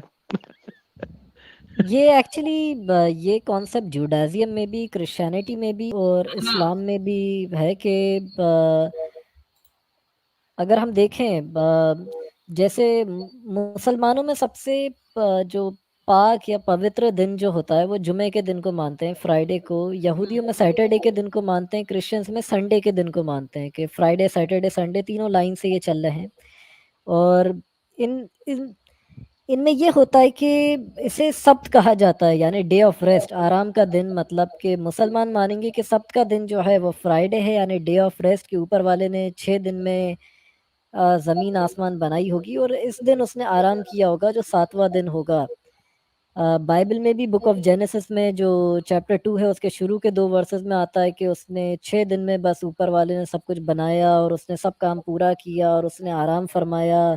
जिस दिन उसने आराम फरमाया उस दिन को उसने बरकत दी और उसने उसे आराम का दिन ठहराया। तो अब ये चीज़ होती है कि इसीलिए हमारे यहाँ जो क्रिश्चियनिटी की वजह से चलन आ गया कि सैटरडे के दिन जो मतलब इजराइल में जैसे सैटरडे के दिन छुट्टी रहती है, मुस्लिम कंट्रीज में फ्राइडे को रहती है, तो क्रिश्चियनिटी ने 200 साल यहाँ पे इंडिया में भी रूल करा और पूरा इनकी हुकूमत थी, तो उसकी वजह से संडे की दिन हमारे यहाँ भी छुट्टी रहने लगी। बाइबल में ये तक लिखा है कि जो सब्त के दिन, डे ऑफ रेस्ट जो है, शब्बत के दिन जिसे शब्बत कहते हैं, उसके दिन अगर काम करे कोई तो उसे कत्ल कर दो, यानी उसको जान से मार दो। यहाँ तक कि ये हालत थी कि एक टाइम पे जब डेमोक्रेसी नहीं थी, क्रिश्चियनिटी पावर में थी, संडे के दिन अगर कोई अपनी दुकान खोल दे उसे मार दिया जाता था कि इस दिन तुम सिर्फ प्रेयर करो चर्च में और कोई काम नहीं कर सकते।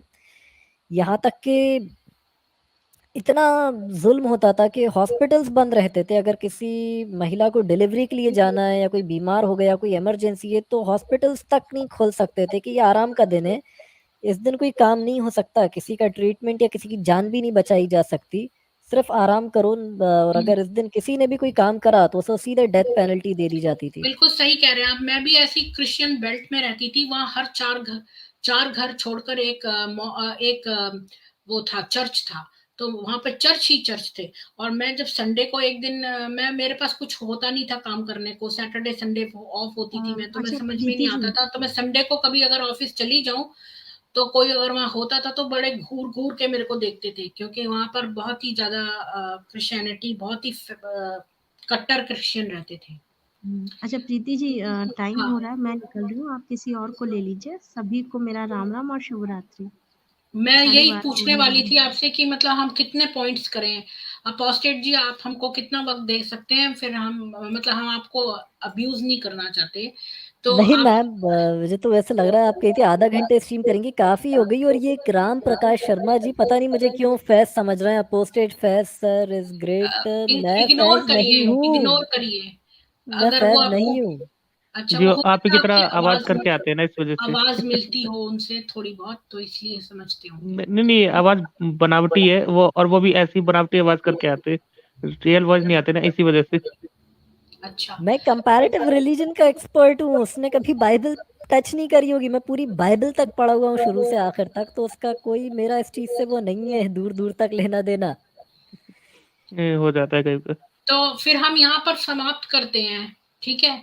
क्योंकि नेक्स्ट वाली 71 वाले से हम कल स्टार्ट करेंगे। क्या फर्स्टेड जी आप हमारे पास आएंगे कल 9 बजे इंडिया टाइम से? कल तो मैं मतलब थोड़ा बिजी हूँ, कल का दिन मेरे लिए 9 मतलब बजे, कल मतलब हम 1 घंटे का रखेंगे, उससे ज्यादा नहीं, मतलब 9 से 10। कल सैटरडे है ना? हाँ, सैटरडे का दिन मेरे लिए एकदम से थोड़ा सा बिजी है। वैसे मैं कोशिश करूंगा कि मैं आ जाऊं, ज्वाइन कर ठीक लूंगा। है, इमाम तो मैं साहब, आपको लिंक एक भेज चीज दूंगी। अगर आप एक आधे चीज घंटे पूछना के है। लिए भी आए ना तो भी हमारी काफी पॉइंट्स कवर हो जाते हैं, क्योंकि जी आप जी बड़ा अच्छा समझा देते हैं। आज सब लोगों को नई नई बात पता चली कि मोहम्मद की तरह औरों को भी वही आती थी जिसको मोहम्मद ने मरवा दिया, तो ये बात नई थी। इवन एक लड़की तक ने कहा था, यहाँ तक के 4 लोग थे, यहाँ तक कि एक 5वीं महिला भी थी, मतलब वो तक कहती थी कि मेरे ऊपर भी वही आती है। तो आप वो इनके तो रेफरेंस दे सकते हैं मेरे को? इनके चारों के रेफरेंसेस नंबर्स आए थे। ये तो विकिपीडिया पे भी इन सब के नाम है, मतलब prophets at the time of Muhammad, तो उनकी पूरी लिस्ट और उन सबकी लाइफ पूरी आ जाएगी। वाह, अच्छा जी। ठीक है, तो मैं जी फिर अब इसको खत्म करती हूँ, और सब लोगों को अपना काम करना होगा। आप सब लोगों का अच्छा बहुत इमाम बहुत साहब जी, एक धन्यवाद। कोई सवाल कुछ पूछना है। कहना चाहता है? हाँ, आपने कहा कि आपने बाइबल पढ़ी है, तो ये जीसस क्राइस्ट जो है क्या पीसफुल थे जो मूवी में दिखाया जाता है, या फिर नहीं थे असल में बाइबल के अनुसार? सर मेरे हिसाब से तो एग्जिस्ट ही नहीं करे कैसे कभी कोई। एक चीज होती है कि मुझे अजीब लगता है कि वो गॉड इतना जालिम है कि अगर संडे, मतलब अब चले क्रिश्चियन संडे मानते हैं, बट अगर शब्बत के दिन सैटरडे मान लिया जाए यहूदियों के हिसाब से, सैटरडे या संडे कोई काम करे तो उसको मारने का ऑर्डर दे देता है। वो गॉड इतना पागल है कि जो मेरा फिजूल नाम ले उसे मार दो, मतलब वो इतना पागल है। बट वो एकदम इतना पीसफुल, इतना लविंग गॉड हो जाता है एकदम, जब वो जीसस की शक्ल में आता है अपना ही बेटा बन के, वो इतना मोहब्बत करने वाला हो जाता है कि उसके मुंह पे थूका जाता है, कांटों का ताज पहना दिया जाता है, उसे क्रॉस पे चढ़ा दिया जाता है, और एक भेड़ की तरह चढ़ चढ़ जाता है। मैं इस बात का इससे अलग जवाब दे सकती हूँ, ज्ञान सफर जी। मैं जी जी ये जी। कहना चाहती हूँ, मैं 17 साल क्रिश्चियन रही हूँ, और मैंने बाइबल शुरू से आखिर तक पढ़ी है। और जो क्रिश्चियन गॉड है वो पीस लविंग और लविंग गॉड है, और वो प्रोस्टिट्यूट्स को बचाता है और प्रेम का संदेश देता है, और कहता है कि अगर आप एक गाल कोई आप थप्पड़ मारे तो आप उसके आगे दूसरा गाल भी कर दें। लेकिन जो है वो बहुत सारे चमत्कार भी दिखाता है, और वो मोहम्मद से बहुत ज्यादा वर्चुअस है। उसने अपनी लाइफ में एग्जाम्पल सेट किया है, जबकि मोहम्मद ने ऐसा नहीं किया। अब जो बाकी उसके चेले चपाटे हैं, और उन्होंने बाद में बाइबल में बहुत सारी चीजें ऐसी लिख दी हैं जो कि इस्लाम में कॉपीड हैं, जैसे कि अपोस्टेसी उसमें भी लिखी हुई है, ड्यूटरोनोमी में, और स्लेव ट्रेड उसमें भी है, और ऐसी कुछ चीजें जो हैं उसमें भी लिखी हुई है। अच्छा, लेकिन इसमें सबसे उनका बड़ा चरित्र अच्छा था, जीसस का चरित्र अच्छा था। जी, इसमें सबसे अच्छा अजीब ये मिलता है वर्जन मॉम का, कि असल में वो वर्जन मॉम थे कि किसी सैनिक के बेटे थे, मैंने सुना था। ठीक है, एनीवेज हम जीसस को नहीं डिस्कस कर रहे हैं, हम अपना फोकस रहेंगे। अगर बहुत सारे डायरेक्शंस में चला जाता है ये जो भी है, तो आप अपोस्टेट जी से अपने चैनल्स पे एक एक मुलाकात करिए, और उनसे हाँ जी क्वेश्चंस जी पूछिए अपने जी जी स्पेसिफिक। जी। मेरे ये तो एक चीज है सत्यार्थ बस। प्रकाश पे फोकस्ड है, इस्लाम के जी जी चैप्टर पे। जी, मेरा बस एक चीज कहना है, पोस्टी जी आप अपने चैनल में भी एक बार सत्याग्रह प्रकाश पे करेंगे स्ट्रीम एक बार, क्योंकि इसमें भी काफी लोगों को वैसे ही पता सर चलना चाहिए। पूरा वो हो जाता है। मेरा मेरा दिक्कत ये है कि अभी मैं एज अ बिगनर, मतलब चीज़ें पढ़ रहा हूँ, सीख रहा हूँ। अगर मैं अभी ये चीज़ें करने लगूंगा तो मेरे ऊपर लोग इस्लाम पे बात करने की जगह बार बार लोग मुझ पे हिंदुइज्म पे सवाल करने लगेंगे। हाँ ये और भी। फिर ये होगा कि मेरे पास जब नॉलेज नहीं है, अभी मैं एक एज अ बिगनर वेदास पढ़ना, धीरे धीरे अभी जब आप एज अ बिगनर के लेवल पे, अभी मैं को सोच वो कर रहा था कि वाल्मीकि रामायण भी अपने लिए अरेंज करूं, उसे पढ़ना स्टार्ट करूं। तो अब ये है कि एज अ बिगनर जब मेरे पास नॉलेज अभी कंप्लीट नहीं है, तो मेरे ऊपर 50 फिर इधर उधर अटैक होंगे कि आप अगर इसकी बात कर रहे हो, तो फिर उस पे लोग अटैक करेंगे कि। जी हाँ, और वो दिक्कत ये सलमान कि करने ले हमारे जाएंगे। यहाँ भी ऐसे लोग हैं जो, मतलब अब जो रस्में चली आ रही हैं या जिनके अंदर जो अंधविश्वास है, अगर हम एकदम सत्यार्थ प्रकाश पे करेंगे तो इवन कुछ बाहर वाले तो छोड़े, कुछ वो जो अंदर है वो ये एकदम।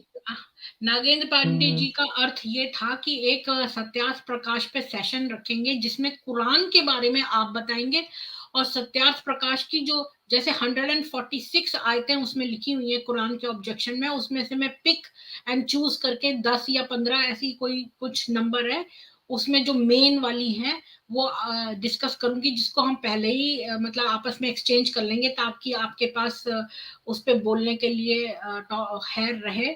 और मैं इसको एंड कर देती हूँ ब्रॉडकास्ट को, फिर हम प्राइवेट में चैट कर लेते हैं। धन्यवाद आप सब लोगों का देखने के लिए। मैं इस ब्रॉडकास्ट को एंड कर रही हूँ।